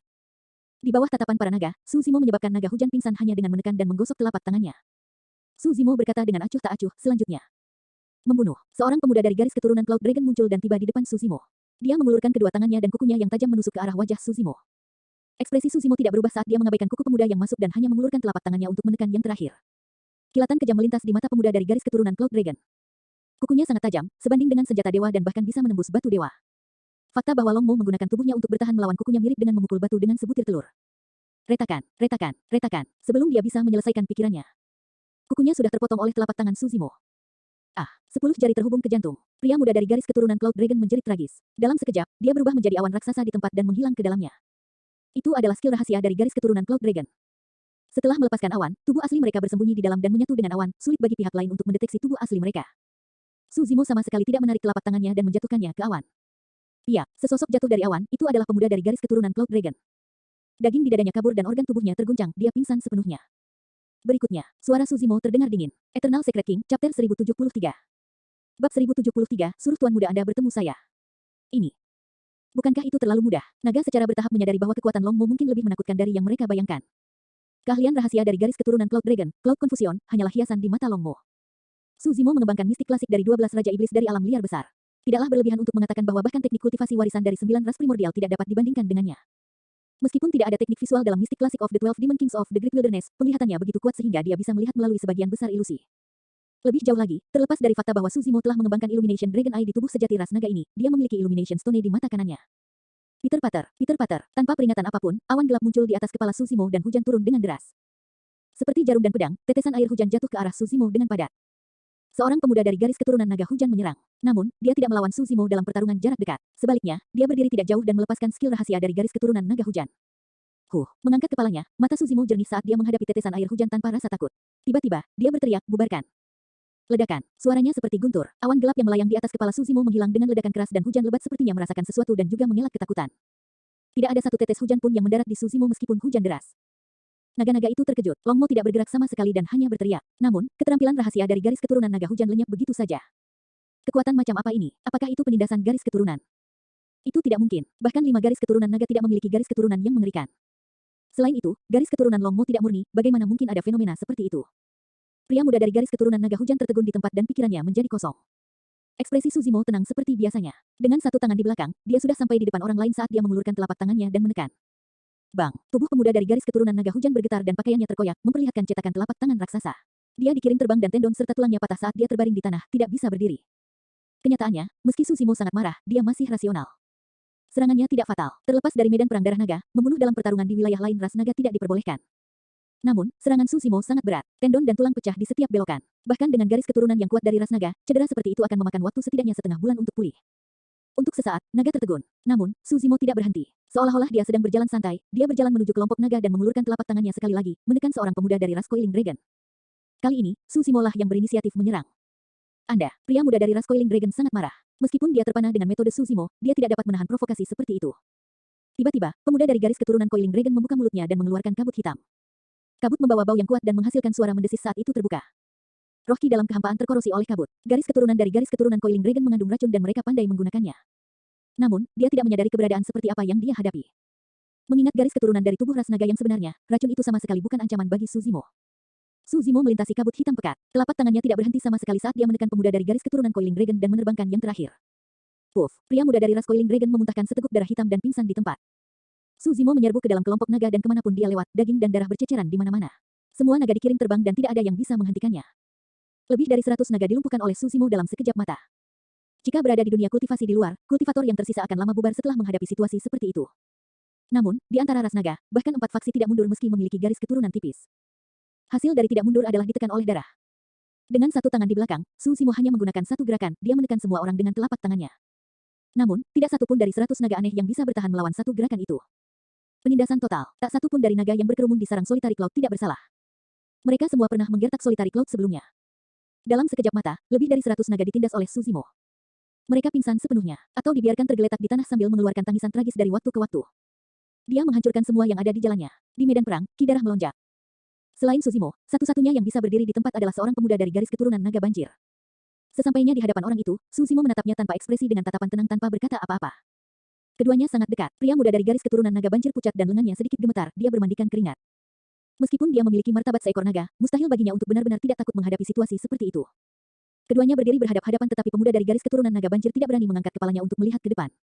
Terhadap aura menakutkan Suzimo, orang itu menundukkan kepalanya dan tidak bisa bergerak sama sekali, dia bahkan memiliki keinginan untuk berlutut di tanah. Orang di hadapannya telah membangkitkan rasa takut di kedalaman jiwa dan darahnya. Pada saat itu, keributan di sini sudah membuat khawatir banyak naga dari garis keturunan naga campuran. Nyatanya, bahkan ada sosok dari 5 garis keturunan naga tidak jauh dari sana. Berdebar, tepat di depan semua orang, pemuda dari garis keturunan naga banjir tiba-tiba berlutut. Tubuhnya gemetar tak terkendali seolah-olah dia menahan rasa takut dan tekanan yang luar biasa. Adegan ini menyebabkan kegemparan di antara para naga. Adalah satu hal baginya untuk menekan naga, tetapi itu adalah hal lain bagi naga banjir yang dipaksa berlutut oleh seseorang dengan satu tangan di belakang punggungnya. Ui, seekor naga memuntahkan air liurnya dengan paksa dengan ekspresi menghina dan mencibir, betapa memalukan. Bahkan jika Anda tidak bisa menang, Anda tidak bisa berlutut. Martabat ras naga tidak boleh dinodai.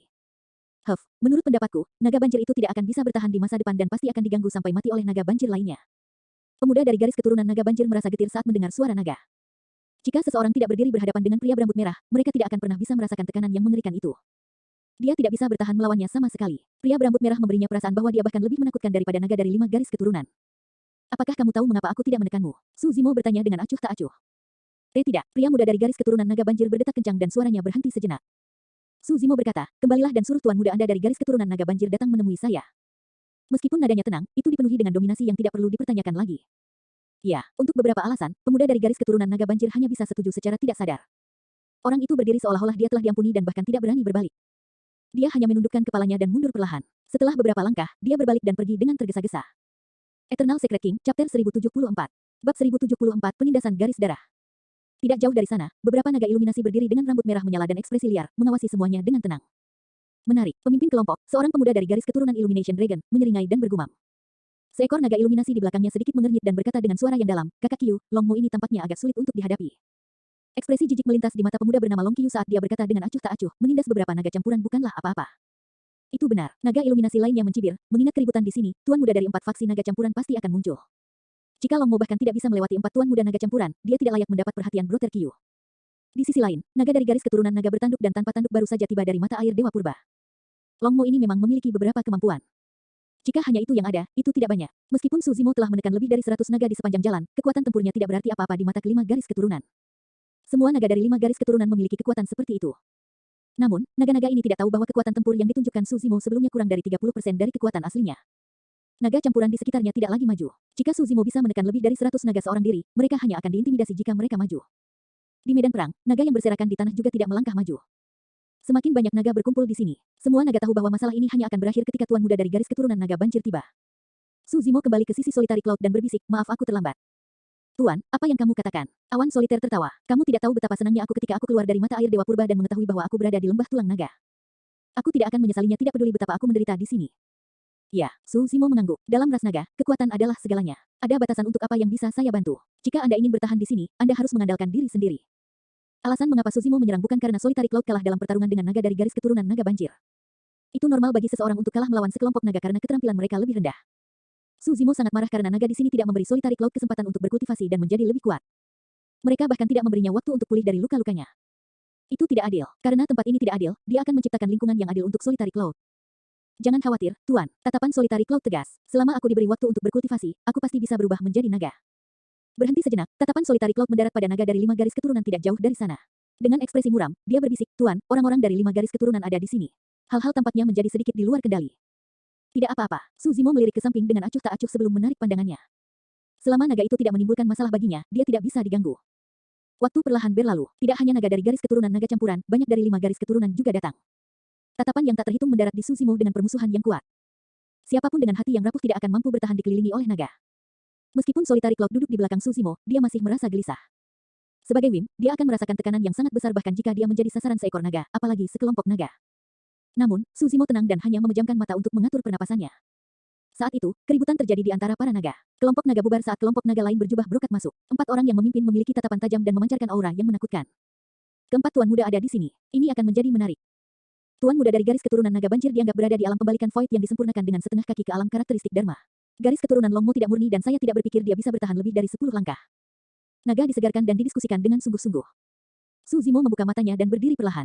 Siapa di antara kalian yang merupakan tuan muda dari garis keturunan naga banjir? Dia bertanya dengan acuh tak acuh dengan ekspresi dingin saat tatapannya tertuju pada 4 tuan muda naga. Seorang pemuda berjubah biru di tengah menonjol dan sedikit menyeringai, memperlihatkan deretan gigi putih mutiara. Dia mengeluarkan aura ganas dan mencibir, aku. 3 tuan muda lainnya menyilangkan tangan dan menyaksikan dengan dingin dari pinggir lapangan.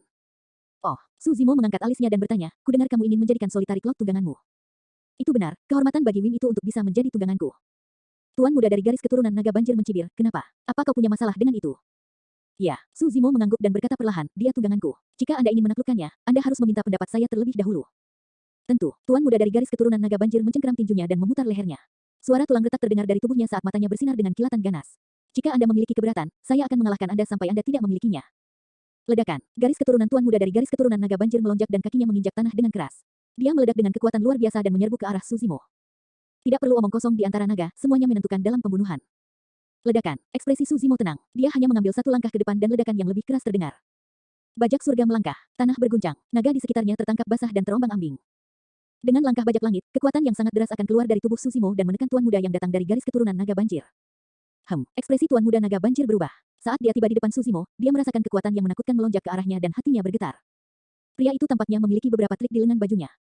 Pikiran itu melintas di benak tuan muda naga banjir dan pandangannya menjadi gelap. Swoosh! Embusan angin jahat bertiup melewati. Su Zimo mengulurkan telapak tangannya dan merentangkan jarinya, menutupi langit dan menciptakan bayangan besar yang menyelimuti kepalanya saat ditekan. Aura itu tragis. Tuan muda naga banjir bergidik. Dia akhirnya menyadari bagaimana 100 naga aneh dari sebelumnya dikalahkan. Tekanannya terlalu besar. Ini adalah penindasan mutlak dari garis keturunan dan kekuatan. Tuan muda naga banjir meraung ke langit dan mengeluarkan raungan naga yang keras. Mengedarkan garis keturunannya hingga batasnya, dia meninju dengan kedua tinjunya ke arah telapak tangan Su Zimo. Ledakan, tinju dan telapak tangan bertabrakan dengan keras. Su Zimo tidak bergerak dengan ekspresi tenang. Setelah beberapa saat, darah terkuras dari wajah tuan muda naga banjir. Retakan, retakan, retakan. Suara tulang retak bisa terdengar dari lengannya. Puff, puff, puff. Pakaian di lengannya terkoyak dan daging di lengannya meledak menjadi kabut darah di bawah tekanan kekuatan yang mengerikan. Bang, tuan muda naga banjir menabrak tanah dengan keras, menciptakan lubang besar. Naga-naga itu terkejut, bahkan naga dari 5 garis keturunan pun mengerutkan kening. Satu gerakan, tuan muda naga banjir yang setengah langkah ke alam karakteristik Dharma bahkan tidak bisa bertahan melawan satu serangan telapak tangan dari Longmo. Tidak perlu teknik, ini adalah penindasan garis keturunan mutlak. Eternal Secret King, Chapter 1075. Bab 1075, Sapuan yang mendominasi. Agar adil, garis keturunan yang dikembangkan Su Zimo dari Mystic Classic of the 12 Demon Kings of the Great Wilderness lebih kuat daripada garis keturunan naga pencerahan yang paling murni sekalipun. Tuan muda dari garis keturunan naga banjir sebelum dia bahkan tidak bisa menandingi garis keturunan dari garis keturunan naga penerangan, bagaimana dia bisa melawan Su Zimo? Su Zimo mampu menekan tuan muda dari garis keturunan naga banjir dengan mudah hanya dengan mengandalkan fisiknya. Lengan tuan muda dari garis keturunan naga banjir patah dan dagingnya hancur. Dia berjuang untuk berdiri dan menatap Su Zimo dengan ganas. Meski kalah, dia tidak akan mengaku kalah. Alasan mengapa dia bisa menjadi tuan muda dari garis keturunan naga banjir adalah karena dia telah berjuang keras dan menghadapi situasi yang bahkan lebih tragis. Cedera ini bukan apa-apa baginya. Sekarang setelah dia dikalahkan, dia secara alami akan berkultivasi lebih keras dan bekerja keras untuk menjadi anggota dari 5 garis keturunan naga. Selama naga dari garis keturunan naga campuran cukup kuat, mereka memiliki kesempatan untuk lulus ujian dari 5 garis keturunan naga untuk menjadi salah satu dari mereka. Tentu saja, tes ini sangat berbahaya. Dalam 10.000 tahun terakhir, ada kurang dari 10 naga campuran yang bisa melewati ujian ini dan nyawa mereka terancam. Bagus, tuan muda dari garis keturunan naga banjir menggertakkan giginya. Longmo, kamu punya beberapa trik di lengan bajumu. Saya akan mengingat penghinaan hari ini di hati saya. Saya pasti akan menantang Anda di masa depan. Masalah hari ini belum berakhir. Su Zimo menunjuk ke depan Solitary Cloud dan berkata dengan acuh tak acuh, datang dan minta maaf. Hahaha. Meskipun tuan muda dari garis keturunan naga banjir terluka parah, dia mengangkat kepalanya sambil tertawa seolah-olah dia telah mendengar lelucon terbesar di dunia. Meminta maaf. Tuan muda dari garis keturunan naga banjir bertanya dengan dingin dengan tatapan mengejek. Longmo, sementara aku mungkin kalah, tidak mungkin jika kamu ingin aku menundukkan kepalaku. Tidak terserah kamu di depanku. Ketika Suzimo melihat bahwa tuan muda dari garis keturunan naga banjir masih sangat arogan, dia hanya bisa mendengus dingin. Melangkah ke depan, dia mengulurkan tangan dan meraih leher yang terakhir, mengangkatnya.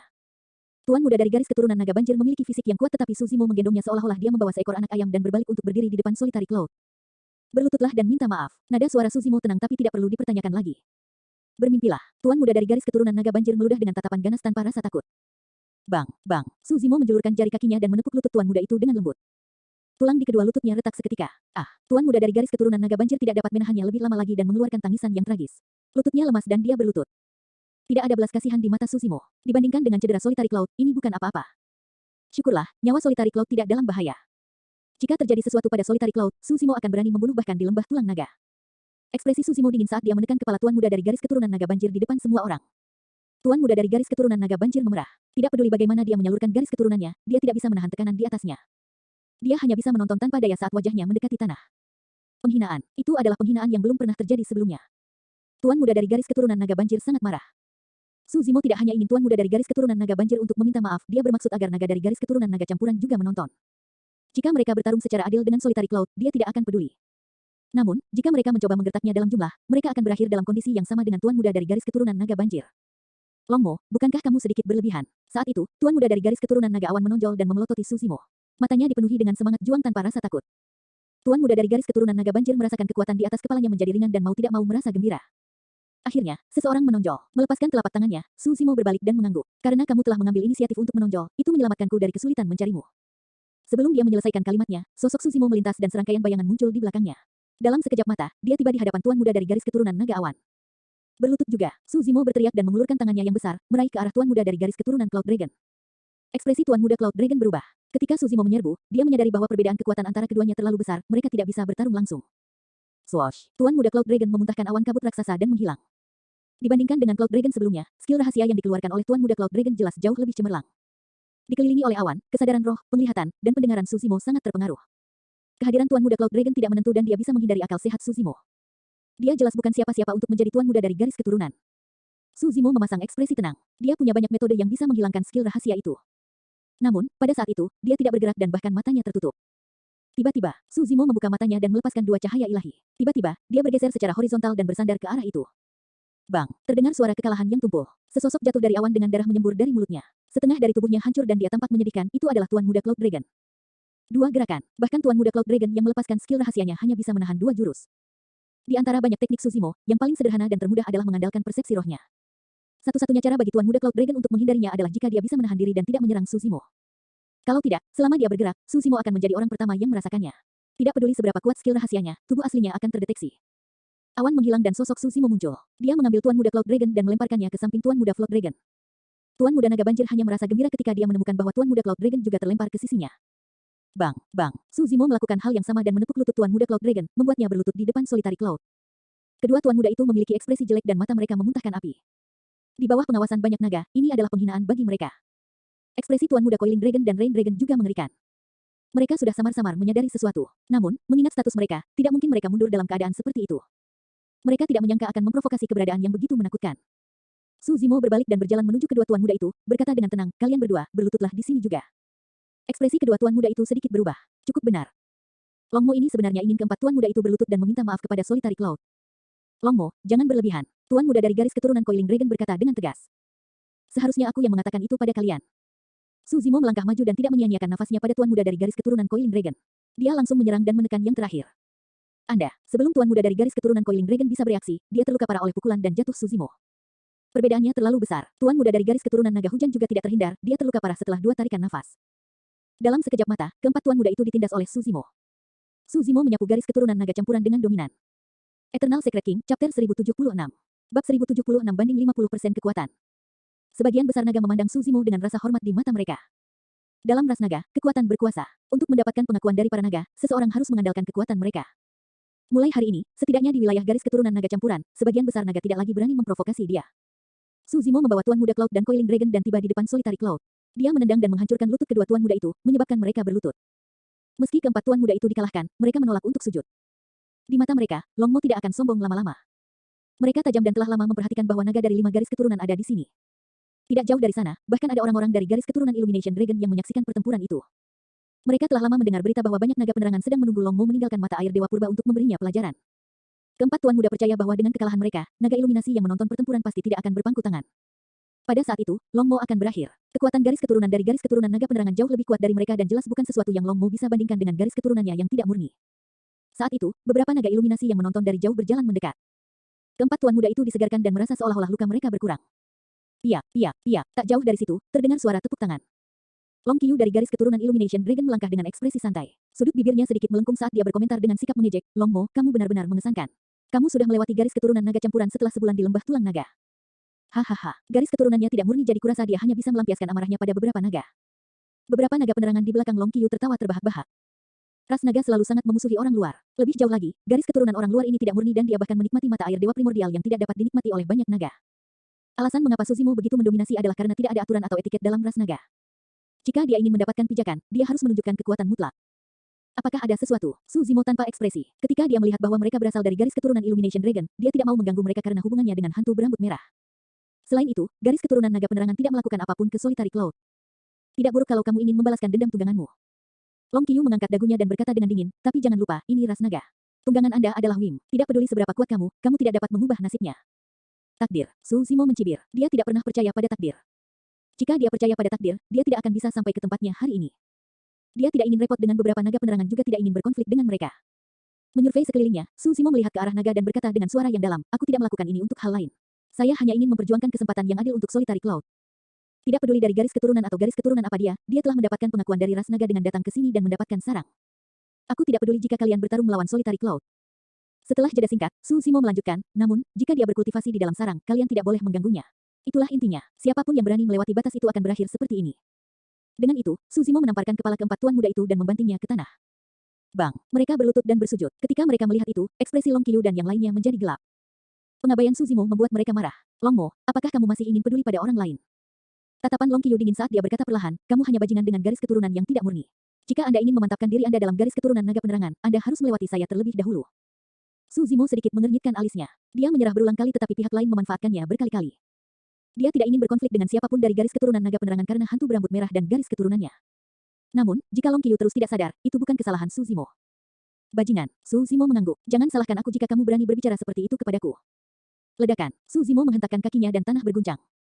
Long Qiyu menyalurkan garis keturunannya dan auranya melonjak. Dia berdiri di tanah dengan kokoh dan tidak bergerak saat dia mencibir, trik lemah. Sebelum dia bisa menyelesaikan kalimatnya, Suzimo sudah menyerang. Swoosh, telapak tangan raksasa turun dan menyebabkan udara meledak. Bayangan menutupi langit dan aura menyesakkan muncul. Long Qiyu sedang menonton dari samping dan sudah bersiap untuk gerakan Suzimo. Dia mengangkat tangannya dan darahnya melonjak. Daging di lengannya membesar dan pakaiannya robek. Kedua lengannya yang keras berotot dan memancarkan aura panas seperti dua batang besi merah raksasa. Menghembuskan napas, Long Qiyu mengangkat tangannya dan memblokir telapak tangan Suzimo. Bang, kedua belah pihak bertabrakan secara langsung. Gelombang panas melonjak dan menyebar dengan cepat ke segala arah. Suzimo tidak bergerak dengan rambut merahnya berkibar. Namun, ekspresi Long Qiyu sedikit berubah dan dia mundur 3 langkah. Dia sebenarnya yang dirugikan dalam putaran pertama pertukaran di antara mereka. Kali ini, para naga benar-benar menyadari betapa menakutkannya Long Mo. Tidak banyak yang bisa menekan garis keturunan naga campuran. Namun, jika dia bisa melawan naga dari 5 garis keturunan, itu membuktikan bahwa dia memang didukung oleh kekuatan yang luar biasa. Long Qiyu mundur 3 langkah dan tertawa terbahak-bahak. Long Mo, hanya itu yang kamu punya. Long Qiyu tersenyum. Meskipun aku mundur 3 langkah, tahukah kamu bahwa aku hanya menggunakan 80% kekuatanku untuk bertahan dari serangan telapak tanganmu? Jika aku melepaskan kekuatan penuhku, kamu pasti akan kalah. Oh, Suzimo mengangkat alisnya. Dia tidak peduli berapa banyak kekuatan yang digunakan Long Qiyu. Dia hanya tahu bahwa dia hanya menggunakan 30% dari kekuatannya dalam serangan telapak tangan itu. Karena itu masalahnya, ambil serangan telapak tangan lagi dariku. Suzimo melangkah maju dan mengulurkan telapak tangannya sekali lagi untuk menekan pihak lain. Swoosh, angin jahat bertiup, mengaum. Long Qiyu mengangkat kepalanya dan melolong ke langit, mengeluarkan raungan naga yang bergema di seluruh dunia. Segera setelah itu, tubuh Long Qiyu mengembang dan merobek pakaiannya. Garis keturunannya didorong hingga batasnya dan sisik naga merah muncul di tubuhnya. Biasanya, selain pertempuran di medan perang darah naga, naga tidak diizinkan untuk kembali ke bentuk naga penuh mereka di wilayah lain. Tapi sekarang, Long Qiyu tidak melanggar aturan ras naga. Keadaannya saat ini mirip dengan dragonifikasi Suzimo di masa lalu, itu hanya bentuk setengah naga. Di antara ras naga, ada 2 fase dragonifikasi. Yang pertama adalah setengah naga dan yang kedua adalah bentuk naga penuh. Long Qiyu terdengar menghina dalam nadanya. Namun, dia tidak berani gegabah melawan Suzimo. Hanya dengan satu pertukaran, dia sudah berubah menjadi bentuk setengah naga dan bersiap untuk melepaskan semua kekuatannya untuk bertahan melawan serangan telapak tangan Suzimo. Raungan meledak dari kedalaman tenggorokan Long Qiyu. Dia melangkah maju dan mengangkat tangannya untuk bertahan melawan serangan telapak tangan yang masuk. Bang, terdengar suara memekakkan telinga. Keduanya mempertahankan postur itu tanpa bergerak, seolah-olah mereka membeku. Setelah jeda singkat, serangkaian suara berderak terdengar dari dalam tubuh Long Qiyu, seolah-olah semua tulang di tubuhnya telah runtuh. Puff, Long Qiyu memuntahkan seteguk darah. Di bawah tekanan yang sangat besar, darah merembes keluar dari celah sisik naganya. Su Zimo hanya menggunakan 50% dari kekuatannya tetapi Long Qiyu tidak bisa bertahan melawannya. Eternal Secret King, Chapter 1077. Bab 1077, berisik. Bahkan jika Su Zimo mengalahkan lebih dari 100 naga campuran dan menekan 4 tuan muda dari garis keturunan naga campuran, para naga hanya akan sedikit terkejut tetapi tidak terkejut. Garis keturunan dari garis keturunan naga campuran tipis dan ada perbedaan besar dalam kekuatan tempur mereka dibandingkan dengan 5 garis keturunan naga. Tapi sekarang, Long Qiyu dari garis keturunan Illumination Dragon ditekan dengan mudah oleh Long Mo sebelum mereka, itulah yang benar-benar menggerakkan para naga. Garis keturunan ras naga sangat menakutkan dan fisik mereka kuat, kebanyakan dari mereka bertarung dalam pertempuran jarak dekat. Adapun Su Zimo, dia mengolah mistik klasik dari 12 Raja Iblis dari alam liar besar dan kekuatan tempur jarak dekat adalah yang paling menakutkan. Ditambah dengan tubuh sejati naganya, dia tak terkalahkan. Banyak pembudidaya di dunia kultivasi mengetahui hal ini. Namun, hanya ada sedikit orang di lembah tulang naga yang mengetahui latar belakang Su Zimo. Naga-naga ini pasti gila jika mereka mengira bisa mendapatkan keuntungan dalam pertarungan jarak dekat. Sampai sekarang, Su Zimo bahkan belum pernah menggunakan garis keturunannya atau teknik pertarungan jarak dekat apapun. Dia hanya mengandalkan fisiknya untuk menekan dan menghancurkan segalanya. Anda adalah pacaran, kematian. Long Qiyu berjuang untuk berdiri dari tanah dan menatap tajam ke arah Su Zimo dengan ekspresi marah. Dia kalah dari orang luar tepat di depan semua orang dan itu membuatnya merasa sangat terhina. Kakak Qiyu, apakah kamu baik-baik saja? Beberapa naga pencerahan di belakangnya mau tidak mau bertanya dengan ekspresi khawatir. Enyahlah. Long Qiyu mendorong semua orang menjauh dan berkata dengan dingin, aku belum kalah. Selama Long Qiyu tidak mengaku kalah, dia bisa terus bertarung. Namun, para naga tahu bahwa organ Long Qiyu sudah terguncang. Bahkan jika dia terus bertarung, dia hanya akan meminta masalah. Ekspresi Su Zimo acuh tak acuh. Agar adil, kekuatan tempur Long Qiyu jelas tidak lemah. Di dunia kultivasi, dia bahkan bisa dibandingkan dengan berbagai murid tituler. Namun, itu bukan apa-apa di mata Su Zimo. Dengan bantuan mata air ilahi purba, tubuhnya pulih dan dia telah memasuki alam pembalikan void dan memperoleh roh yang murni, menyebabkan kekuatan tempurnya meningkat pesat. Tidak berlebihan untuk mengatakan bahwa dia tidak terkalahkan dalam pertarungan jarak dekat. Long Qiyu terengah-engah dan aliran udara besar keluar dari hidung dan mulutnya. Itu membawa aura yang membakar dan amarah di hatinya semakin membara. Bahkan beberapa naga penerangan tidak jauh dari sana bisa merasakannya. Kakak Qiyu, salah satu naga penerangan merasakan hatinya tenggelam saat dia samar-samar menyadari sesuatu. Dia hanya bisa berseru pelan, ingin mengingatkan Long Qiyu untuk tenang. Namun, Long Qiyu sepertinya tidak mendengar apapun. Silsilah naga penerangan memiliki atribut api dan kebanyakan dari mereka sangat pemarah dan tidak sabar, itu sama untuk Long Qiyu. Awalnya, dia sudah merasa sangat terhina setelah kekalahannya. Namun, sikap acuh tak acuh Su Zimo semakin memicu dia. Penghinaan. Long Qiyu mengalami meremehkan tidak seperti sebelumnya. Dia adalah seekor naga. Dia tidak akan pernah membiarkan orang luar dengan garis keturunan tidak murni menunggangi kepalanya. Dia lebih suka menanggung hukuman dari aturan klan dan mendapatkan kembali harga dirinya dengan menginjak-injak orang luar ini. Saat pikiran itu muncul di benaknya, itu tumbuh dengan liar dan tak terbendung. Mengaum. Akhirnya, Long Qiyu tidak bisa lagi menahannya dan melolong ke langit, mengeluarkan raungan naga yang keras. Sisik naga tumbuh di wajahnya dan kepalanya berubah, membentuk sepasang tanduk naga merah raksasa yang menjulang tinggi. Mereti. Serangkaian suara berderak datang dari tubuhnya. Tubuhnya mengembang dan memanjang terus-menerus. Dalam sekejap mata, Long Qiyu telah menghilang dan berubah menjadi naga merah yang panjangnya puluhan kaki. Sisik naga tumbuh dengan rapat di tubuh naga raksasa itu. Masing-masing seukuran telapak tangan dan mereka tampak seperti potongan besi panas yang memancarkan aura panas. Long Qiyu menggelengkan kepalanya dan menatap Su Zimo yang sekecil semut di tanah dengan mata naga seukuran lentera, memancarkan kekuatan luar biasa dari ras naga. Ini adalah bentuk naga yang lengkap. Biasanya, selain dari medan perang darah naga, naga tidak diizinkan untuk melepaskan bentuk lengkap mereka di wilayah lain di lembah tulang naga. Itu karena ketika bentuk naga lengkap dilepaskan, kekuatannya akan meningkat secara eksponensial dan kekuatan penghancurnya akan terlalu mengerikan. Jika tidak bisa menahan kekuatannya, akan ada naga yang akan mati. Sebagai persamaan dengan dunia fana, bahkan jika anak-anak terluka dalam pertarungan tangan kosong, tidak ada hal serius yang akan terjadi. Namun, jika mereka menggunakan pedang tajam, hasilnya tidak dapat diprediksi. Naga langka dan sulit untuk berkembang biak, tidak mungkin mereka membiarkan bentuk naga lengkap dilepaskan dalam pertarungan pribadi. Itu adalah aturan klan. Siapapun yang tidak mematuhinya akan dihukum berat. Tapi sekarang Long Qiyu dikalahkan, pukulan yang dia terima terlalu besar dan dia kehilangan rasionalitasnya. Saat ini, hanya ada satu pikiran di benaknya, untuk menginjak-injak orang luar yang lemah ini di bawah kakinya. Naga-naga itu terkejut dan mundur satu demi satu. Begitu seekor naga mulai bertarung dalam wujud lengkapnya dan tubuhnya yang panjangnya puluhan kaki bergerak, ada kemungkinan besar orang lain akan terlibat dalam pertarungan. Itu masih baik-baik saja untuk naga dari 5 garis keturunan. Namun, bagi mereka dari garis keturunan naga campuran, jika mereka diserang oleh naga iluminasi sepanjang puluhan kaki, mereka akan terluka parah bahkan jika mereka tidak mati. Kekuatan naga itu seluas lautan dan melonjak, bahkan naga yang berdiri jauh pun merasakan jantung mereka berdetak kencang. Banyak naga dari garis keturunan naga campuran tidak bisa bertahan melawan kekuatan naga ini. Namun, di medan perang, ekspresi Su Zimo acuh tak acuh seperti biasa saat dia berdiri di sana dengan tenang. Matanya sedalam laut dan tatapannya tenang tanpa emosi apapun. Pria dan naga itu berhadapan. Perlahan-lahan, naga memiliki ilusi. Alih-alih Long Qiyu memandang rendah Su Zimo, sebaliknya tampaknya benar. Dibandingkan dengan tubuh naga Long Qiyu, Su Zimo terlihat sangat kecil seperti kerikil. Namun, untuk beberapa alasan, itulah ilusi yang dirasakan para naga ketika mereka menyaksikan pemandangan itu. Itu adalah aura yang tak terlihat. Bahkan dalam bentuk naga lengkapnya, Long Qiyu tidak bisa menandingi aura Su Zimo. Seekor naga bertanduk menggelengkan kepalanya sedikit. Long Qiyu kalah. Tak seorang pun di medan perang tahu apa yang dirasakan Long Qiyu saat ini. Di bawah tatapan Su Zimo, dia merasa tak berdaya. Yang dia ingin lakukan hanyalah sujud dan mengambil wujud manusianya sekali lagi, menundukkan kepalanya yang angkuh itu. Dia merasakan tekanan yang tak terbayangkan. Seolah melakukan hal seperti itu di depan Long Mo dianggap sebagai tindakan pemberontakan terhadap atasannya.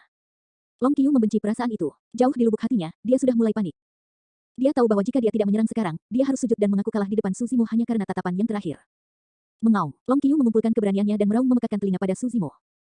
Betapa berisiknya. Sebelum raungan memudar, Su Zimo berteriak pelan dan tiba di bawah Long Qiu dalam sekejap. Dia mengulurkan tangan dengan telapak tangannya yang besar dan meraih ekor naga Long Qiu. Mengayunkan lengannya, dia membenturkannya ke tanah. Ledakan memekakkan telinga yang mengguncang langit dan bumi terdengar. Jantung para naga berdetak kencang. Setelah ledakan keras, ada keheningan. Debu dan kerikil berterbangan di mana-mana di tanah. Sesaat kemudian, debu menyebar dan di jurang yang panjangnya lebih dari 100 kaki tergeletak naga iluminasi yang terluka parah, matanya tertutup rapat dan dia benar-benar tidak sadarkan diri. Eternal Secret King, Chapter 1078. Bab 1078, Badai. Untuk waktu yang sangat lama, sekitar medan perang sunyi. Para naga melihat sosok itu tidak jauh saat emosi yang rumit melonjak di hati mereka. Orang luar ini hanya tinggal di lembah tulang naga selama sebulan dan belum mengolah berbagai teknik kultivasi ras naga. Terlebih lagi, garis keturunan orang luar ini tidak murni. Namun, justru orang luar yang menginjak-injak martabat naga di lembah tulang naga. Sulit membayangkan bagaimana Long Mo akan tumbuh jika dia berkultivasi di lembah tulang naga selama lebih dari ratusan atau bahkan 1000 tahun. Seekor naga bertanduk melirik ke samping dan berbisik kepada anggota klannya di sampingnya, kembalilah dan beritahu nyonya tertua bahwa Long Mo telah keluar dari pengasingan. Selain itu, dia tidak lemah dan sedikit licik. Katakan padanya untuk berhati-hati. Mengerti, klan itu berbalik dan pergi, menuju habitat garis keturunan naga bertanduk. Beberapa naga iluminasi yang tersisa saling bertukar pandang dan mengangguk diam-diam sebelum pergi dengan tergesa-gesa. Di medan perang, Su Zimo tidak bisa diganggu dengan Long Qiu yang tergeletak di tanah. Dia bahkan tidak tahu nama Long Qiu. Karena naga iluminasi ini telah melepaskan bentuk naganya yang lengkap, secara alami akan ada penegak ras naga yang akan mencarinya dan menghukumnya dengan keras. Su Zimo berbalik dan kembali ke sisi Solitary Cloud. Tatapannya bergeser saat dia melihat keempat tuan muda dari garis keturunan naga campuran yang berlutut di depannya. Keempat tuan muda masih tercengang dan tidak bisa pulih dari adegan mengejutkan sebelumnya. Merasakan tatapan Su Zimo, mereka berempat tersentak bangun dan berkeringat dingin. Alasan mengapa mereka berempat menolak untuk menyerahkan lebih awal sebagian karena mereka malu. Di sisi lain, dan yang terpenting, mereka berempat percaya bahwa pasti ada seseorang dalam garis keturunan naga penerangan yang dapat menekan Long Mo. Pada saat itu, Long Mo mungkin berakhir dalam keadaan yang lebih buruk dari mereka dan tidak pasti siapa yang akan menjadi bahan tertawaan. Namun, mereka tidak mengira Long Qiu dari garis keturunan naga penerangan akan ditekan oleh Long Mo juga. Tuan muda naga banjir merasa jengkel ketika dia mengingat bagaimana mereka mengambil inisiatif untuk menantang orang ini sebelumnya. Meminta maaf, Su Zimo tidak banyak bicara dan hanya mengucapkan sepatah kata pun. Namun, mereka berempat merasakan tekanan yang sangat besar. Mereka samar-samar bisa merasakan bahwa mereka tidak akan mampu menanggung akibatnya jika ini terus berlanjut. Maaf, Tuan muda naga banjir itu menundukkan kepalanya dan berbisik. Meskipun suaranya lembut, naga yang hadir memiliki pendengaran yang kuat dan secara alami dapat mendengarnya dengan jelas. Tiga tuan muda lainnya juga tidak bertahan dan meminta maaf satu demi satu. Solitary Cloud mengepalkan tinjunya dengan ekspresi emosional saat dia bersandar di dinding yang dingin dengan hati yang membara. Dia sudah sangat senang Su Zimo bisa membawanya ke lembah tulang naga. Dia tidak menyesal bahkan jika dia mati di sini. Apa yang tidak dia duga adalah dia akan menerima rasa hormat dari para naga di sini. Namun, rasa hormat ini tidak datang dari hati para naga. Kalian bisa pergi. Su Zimo melambaikan tangannya. Keempat tuan muda itu lututnya hancur tetapi mereka berjuang untuk berdiri diam. Menahan rasa sakit, mereka berbalik dan terhuyung-huyung. Setiap orang, Su Zimo mengamati sekelilingnya dan berkata dengan suara yang dalam, meskipun Solitary Cloud adalah tungganganku, aku tidak akan membelanya tanpa alasan. Jika dia dikalahkan dan terluka karena dia bertarung dengan siapapun di luar sarang, itu karena dia tidak cukup terampil. Dia tidak bisa menyalahkan siapapun karena kekurangan kekuatannya dan saya juga tidak akan ikut campur. Pada saat itu, keributan terjadi di antara para naga. Banyak naga memandang Solitary Cloud dengan tatapan bermusuhan. Ini berarti bahwa selama itu adalah pertarungan yang adil, mereka masih bisa memberi pelajaran pada Solitary Cloud. Su Zimo berbalik dan menatap Solitary Cloud tanpa berkata apa-apa, matanya dipenuhi dengan dorongan dan kepercayaan. Meskipun Su Zimo telah menyelamatkan Solitary Cloud dengan bertarung di sini, Solitary Cloud masih harus mengandalkan dirinya sendiri jika dia ingin bertahan hidup di lembah tulang naga. Kesempatan itu tepat di hadapannya. Su Zimo berjuang untuk menciptakan lingkungan yang adil baginya. Apakah Solitary Cloud bisa berubah menjadi naga atau bergabung dengan 5 garis keturunan itu terserah dirinya sendiri. Apakah Solitary Cloud bisa mengikuti jejak Su Zimo atau tidak bergantung pada takdirnya. Solitary Cloud mengerti arti di mata Su Zimo dan mengangguk berat. Pada saat itu, hatinya melonjak dengan kebanggaan yang tak terbatas. Awalnya, tujuan kultivasinya adalah untuk berubah menjadi naga dan menjadi anggota ras naga. Baru sekarang dia menyadari bahwa jika dia bisa mengimbangi Su Zimo, masa depannya adalah langit dan bintang. Bahkan daratan Tianhuang tidak dapat membatasi dia. Naga secara bertahap bubar. Su Zimo mengirim Solitary Cloud kembali ke sarang naga dan pergi juga. Solitary Cloud perlu berkultivasi dan begitu pula dia. Dalam Mystic Classic of the 12 Demon Kings of the Great Wilderness, bagian Yin dan Yang Spirit berhubungan dengan Dragon King Desolate Ocean. Itu masih baik untuk bagian roh Yin dan Su Zimo berkultivasi tanpa masalah. Namun, bagian roh yang dipenuhi dengan sejumlah besar kata-kata kuno dan dia tidak dapat memahami arti di baliknya. Itulah alasan mengapa dia hanya bisa memahami pengetahuan dangkal seni darmik, mandul, di bagian roh yang. Itu tidak kuat atau lemah. Kekuatan Baren tampaknya tidak memiliki batasan wilayah. Kembali ketika dia berada di alam jiwa yang baru lahir, dia bisa menggunakan Baren untuk mempengaruhi penguasa Dao karakteristik Dharma. Ini adalah aspek menakutkan dari Baren. Namun, kekuatan Baren juga tidak terlalu kuat. Bahkan di pusat Baren, masa hidup berkurang 100 tahun sekali nafas, efek pada batas bahkan hampir dapat diabaikan. Pengembalian Void memiliki umur 5.000 tahun. Penguasa Dao karakteristik Dharma memiliki umur 10.000 tahun. Memang, mandul secara alami merupakan ancaman besar bagi para pembudidaya di tahun-tahun senja mereka. Saat itu, The Lord of Hellfire Hall karakteristik Dharma mati diam-diam setelah diselimuti oleh Baren. Namun, untuk Void Reversions Dao Beings atau Dharma karakteristik Dao Lord pada puncaknya, umur 100 tahun tidak dianggap banyak. Selama mereka cukup kuat, mereka pasti bisa melarikan diri. Oleh karena itu, Su Zimo bermaksud memanfaatkan kesempatannya untuk berkultivasi dalam ras naga untuk melihat apakah dia dapat memahami rahasia tandus dan melepaskan kekuatan sejatinya. Ini adalah satu-satunya seni Dharma dari bagian roh Yin dan Yang. Kekuatan seni Dharmik itu jelas tidak lemah. Selain Baren, ada skill rahasia esens spirit lainnya di bagian Yang Spirit. Su Zimo berhasil memahami sedikit tentang Baren. Namun, untuk skill rahasia esens spirit, kata-kata kuno bahkan lebih rumit dan dia tidak bisa memahaminya sama sekali. Menurut deskripsi di bagian Yang Spirit, kekuatan dari skill rahasia esens spirit ini bahkan lebih mengerikan. Keahlian rahasia esens spirit ini juga merupakan inti dari seluruh bagian Yang Spirit. Keahlian rahasia esens spirit dikenal sebagai reverse scale. Siapapun yang menyentuh skala terbalik naga akan mati. Jika dia bisa memahami rahasia skala terbalik dalam ras naga, kekuatan tempurnya akan naik ke level yang lebih tinggi. Su Zimo menuju ke habitat garis keturunan Illumination Dragon dengan antisipasi. Pada saat itu, dia tidak tahu bahwa seluruh habitat garis keturunan naga penerangan telah jatuh ke dalam kekacauan dalam perjalanan pulang. Itu seperti batu yang menimbulkan ribuan riak dan menyebabkan kegemparan besar. Pertama-tama, banyak naga penerangan tidak menyukai Su Zimo. Tapi sekarang Su Zimo benar-benar menyapu garis keturunan naga campuran dan Long Qiu dari garis keturunan naga iluminasi, banyak naga iluminasi yang marah. Su Zimo belum menyadari bahwa badai lain sedang menunggunya di dalam garis keturunan naga penerangan. Eternal Secret King, Chapter 1079. Bab 1079, Peringkat Naga Tersembunyi. Long Qiu dikalahkan oleh pendatang baru itu. Long Mo ini memiliki beberapa trik di lengan bajunya. Dikatakan bahwa Long Qiu melanggar aturan klan dan berubah menjadi bentuk naga lengkapnya. Namun, dia masih ditekan oleh satu gerakan. Saya tidak percaya, seberapa mampu orang luar dengan garis keturunan yang tidak murni dan belum berkultivasi di sini. Pada saat itu, setiap naga iluminasi muda di habitat naga iluminasi sedang mendiskusikan masalah ini. Sebagian besar Illumination Dragons ranah Void Reversion sangat ingin mencobanya. Mereka telah bertarung satu sama lain berkali-kali dan sudah lama muak. Sekarang orang luar akhirnya tiba, setiap naga iluminasi ingin melawan Su Zimo. Aku dengar bahkan Long Ye telah diperingatkan dan keluar dari pengasingan. Kakak Ye keluar dari pengasingan. Naga iluminasi berseru, sebelum saudara Ye memasuki pengasingan, dia sudah berada di peringkat kelima di peringkat naga tersembunyi. Sekarang dia keluar, sepertinya dia punya kesempatan untuk naik ke peringkat selanjutnya. Long Mo ini lumayan bagus untuk bisa menarik perhatian seekor naga di Hidden Dragon Ranking. Naga iluminasi lain tiba-tiba berkata secara misterius, aku mendengar bahwa tidak hanya saudara Ye, ada juga seekor naga di peringkat naga tersembunyi yang siap menimbulkan masalah bagi Long Mo. Siapa? Banyak naga pencerahan datang dan bertanya dengan rasa ingin tahu. Hehe, naga iluminasi tertawa aneh dan berkata dengan suara rendah, satu-satunya naga betina di peringkat naga tersembunyi. Setelah mendengar itu, para Illumination Dragon di sekitarnya tersentak dan ekspresi mereka berubah. Naga tiran itu, mengingat temperamen Tyrant Dragon itu, bahkan jika Long Mo tidak mati, dia pasti akan kehilangan lapisan kulitnya. Tetap tenang, jika dia mendengar kita memanggilnya Tyrant Dragon, dia pasti akan mencari masalah dengan kita. Katakanlah, Long Si sangat cantik, tapi mengapa emosinya lebih buruk dari kita naga penerangan? Aku benar-benar bertanya-tanya naga mana yang bisa menjinakkannya. Aku dengar bahwa peringkat naga tersembunyi nomor 1 sedang mengejarnya. Maksudmu, banyak naga penerangan bertukar pandang dengan ekspresi aneh. Saat itu, keributan terjadi di kejauhan dan banyak naga penerangan menuju dengan ekspresi tidak bersahabat. Long Mo kembali, seseorang berkata, sepanjang jalan, Su Zimo merenungkan tentang rencana masa depannya dalam ras naga. Ketika dia tiba di habitat naga iluminasi dan melihat naga iluminasi yang sangat ingin bertarung, dia menyadari bahwa pertempuran sebelumnya masih jauh dari cukup baginya untuk mengamankan pijakan di lembah tulang naga. Sebaliknya, dalam ras naga, seseorang memerlukan metode gemuruh yang dapat menaklukkan kelompok naga. Kalau tidak, tidak akan ada penurunan dalam pertarungan seperti itu. Di kedua sisi jalan berdiri banyak naga penerangan. Setiap dari mereka memandang Su Zimo dengan permusuhan dan provokasi. Su Zimo terus maju dengan tenang. Itu orang luar, dia tidak terlihat istimewa.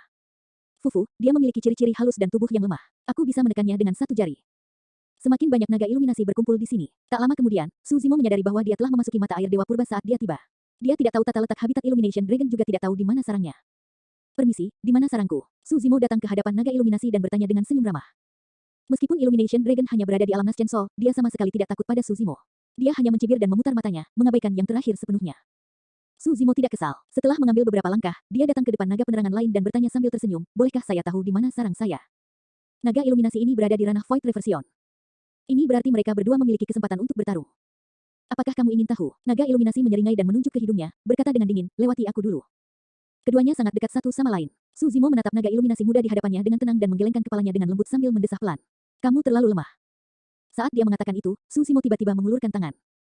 Gerakannya secepat kilat tanpa peringatan apapun. Naga iluminasi tidak mengira Su Zimo begitu menentukan dan menyerang lebih dulu meskipun dikelilingi oleh sekelompok naga. Saat dia dalam keadaan linglung, telapak tangan Su Zimo sudah mendarat di atas kepalanya dan mengusapnya dengan lembut. Sejumlah besar energi melonjak ke dalam kesadarannya dan mata naga iluminasi berputar ke belakang.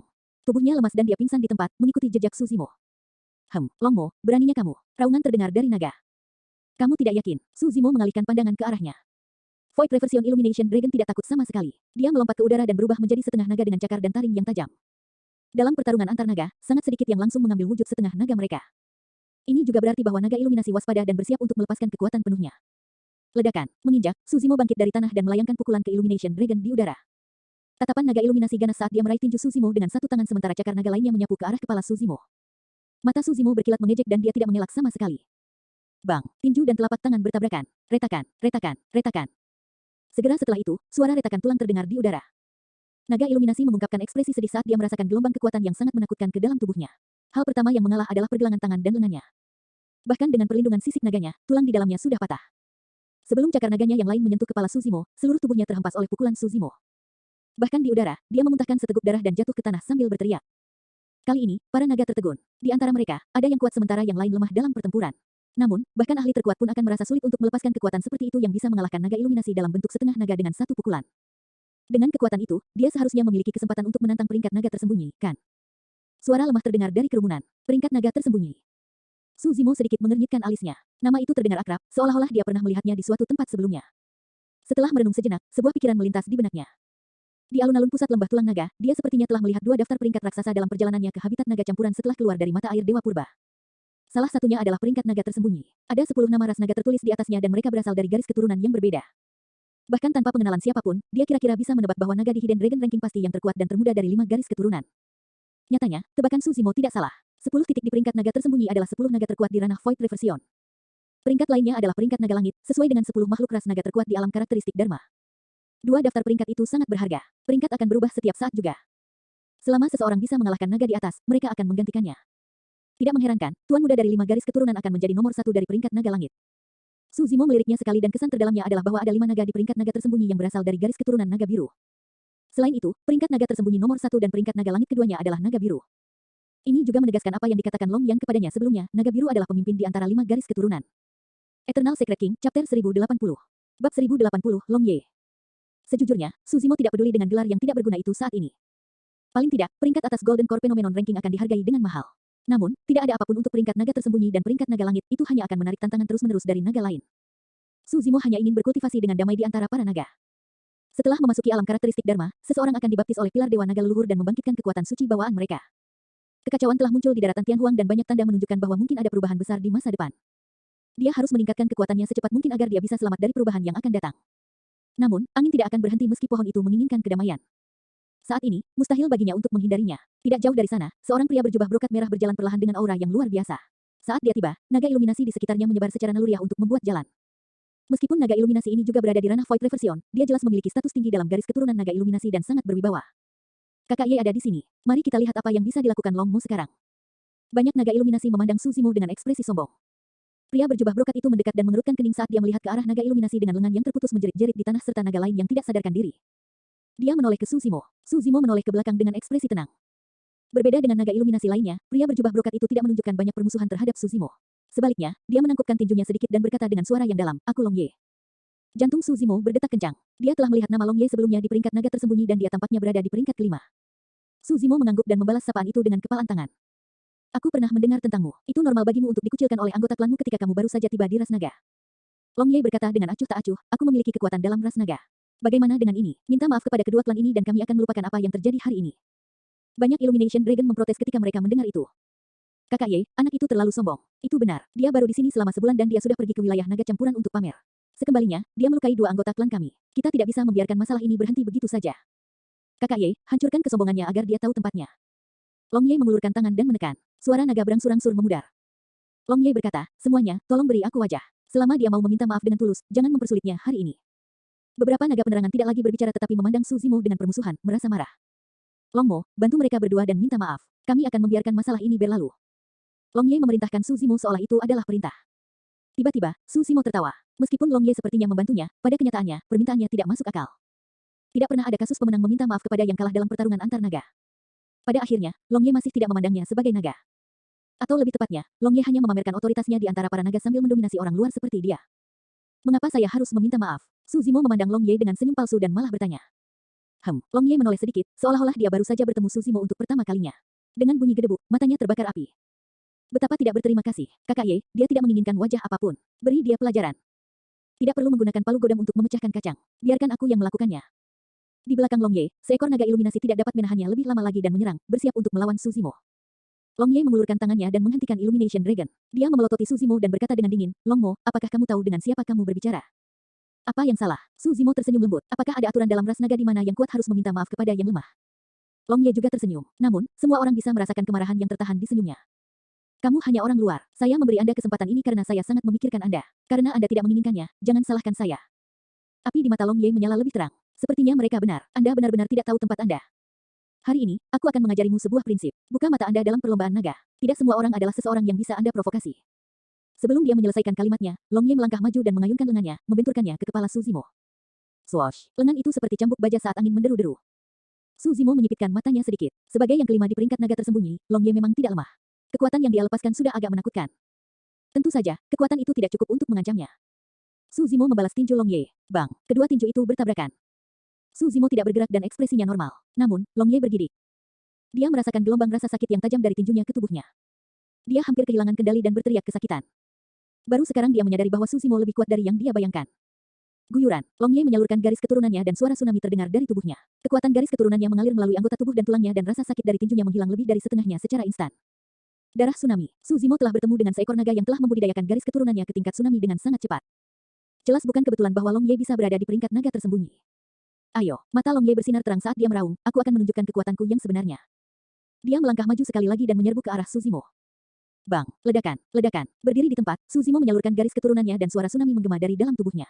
Itu bahkan lebih kuat dan megah daripada suara garis keturunan Long Ye. Keributan pecah di antara para naga. Meskipun mereka memiliki garis keturunan murni ras naga dan sangat kuat, kebanyakan dari mereka belum berkultivasi ke alam darah tsunami. Untuk berpikir bahwa orang luar dengan garis keturunan tidak murni ini akan berkultivasi ke alam darah tsunami. Ledakan, keduanya bertabrakan dengan keras seperti dua binatang buas dalam wujud manusia. Daging dan darah bertabrakan sementara tulang bergesekan satu sama lain. Ki darah melonjak dan mengeluarkan suara yang menakutkan. Tepat setelah itu, di bawah tatapan yang tak terhitung jumlahnya, sesosok dikirim terbang, itu adalah Long Ye, yang kelima di peringkat naga tersembunyi. Long Ye merangkak naik dari tanah dengan cepat. Cedera kecil itu tidak berarti baginya. Namun, kehilangan ini benar-benar membuatnya marah. Mengaum, Long Ye meraung ke arah Su Zimo dan menyerbu ke depan sekali lagi. Bang, bang, bang. Keduanya bentrok terus-menerus tanpa teknik apapun dan bertarung murni dengan kekuatan. Long Ye jatuh dan berdiri berkali-kali. Dengan sirkulasi darah naga di dalam tubuhnya, luka luar itu tidak banyak mempengaruhi dirinya. Namun, pemandangan di depan mereka membuat para naga tercengang. Tidak ada yang menyangka Su Zimo bisa melawan Long Ye. Kurang dari itu, tidak ada yang mengharapkan Long Ye menjadi orang yang benar-benar dirugikan.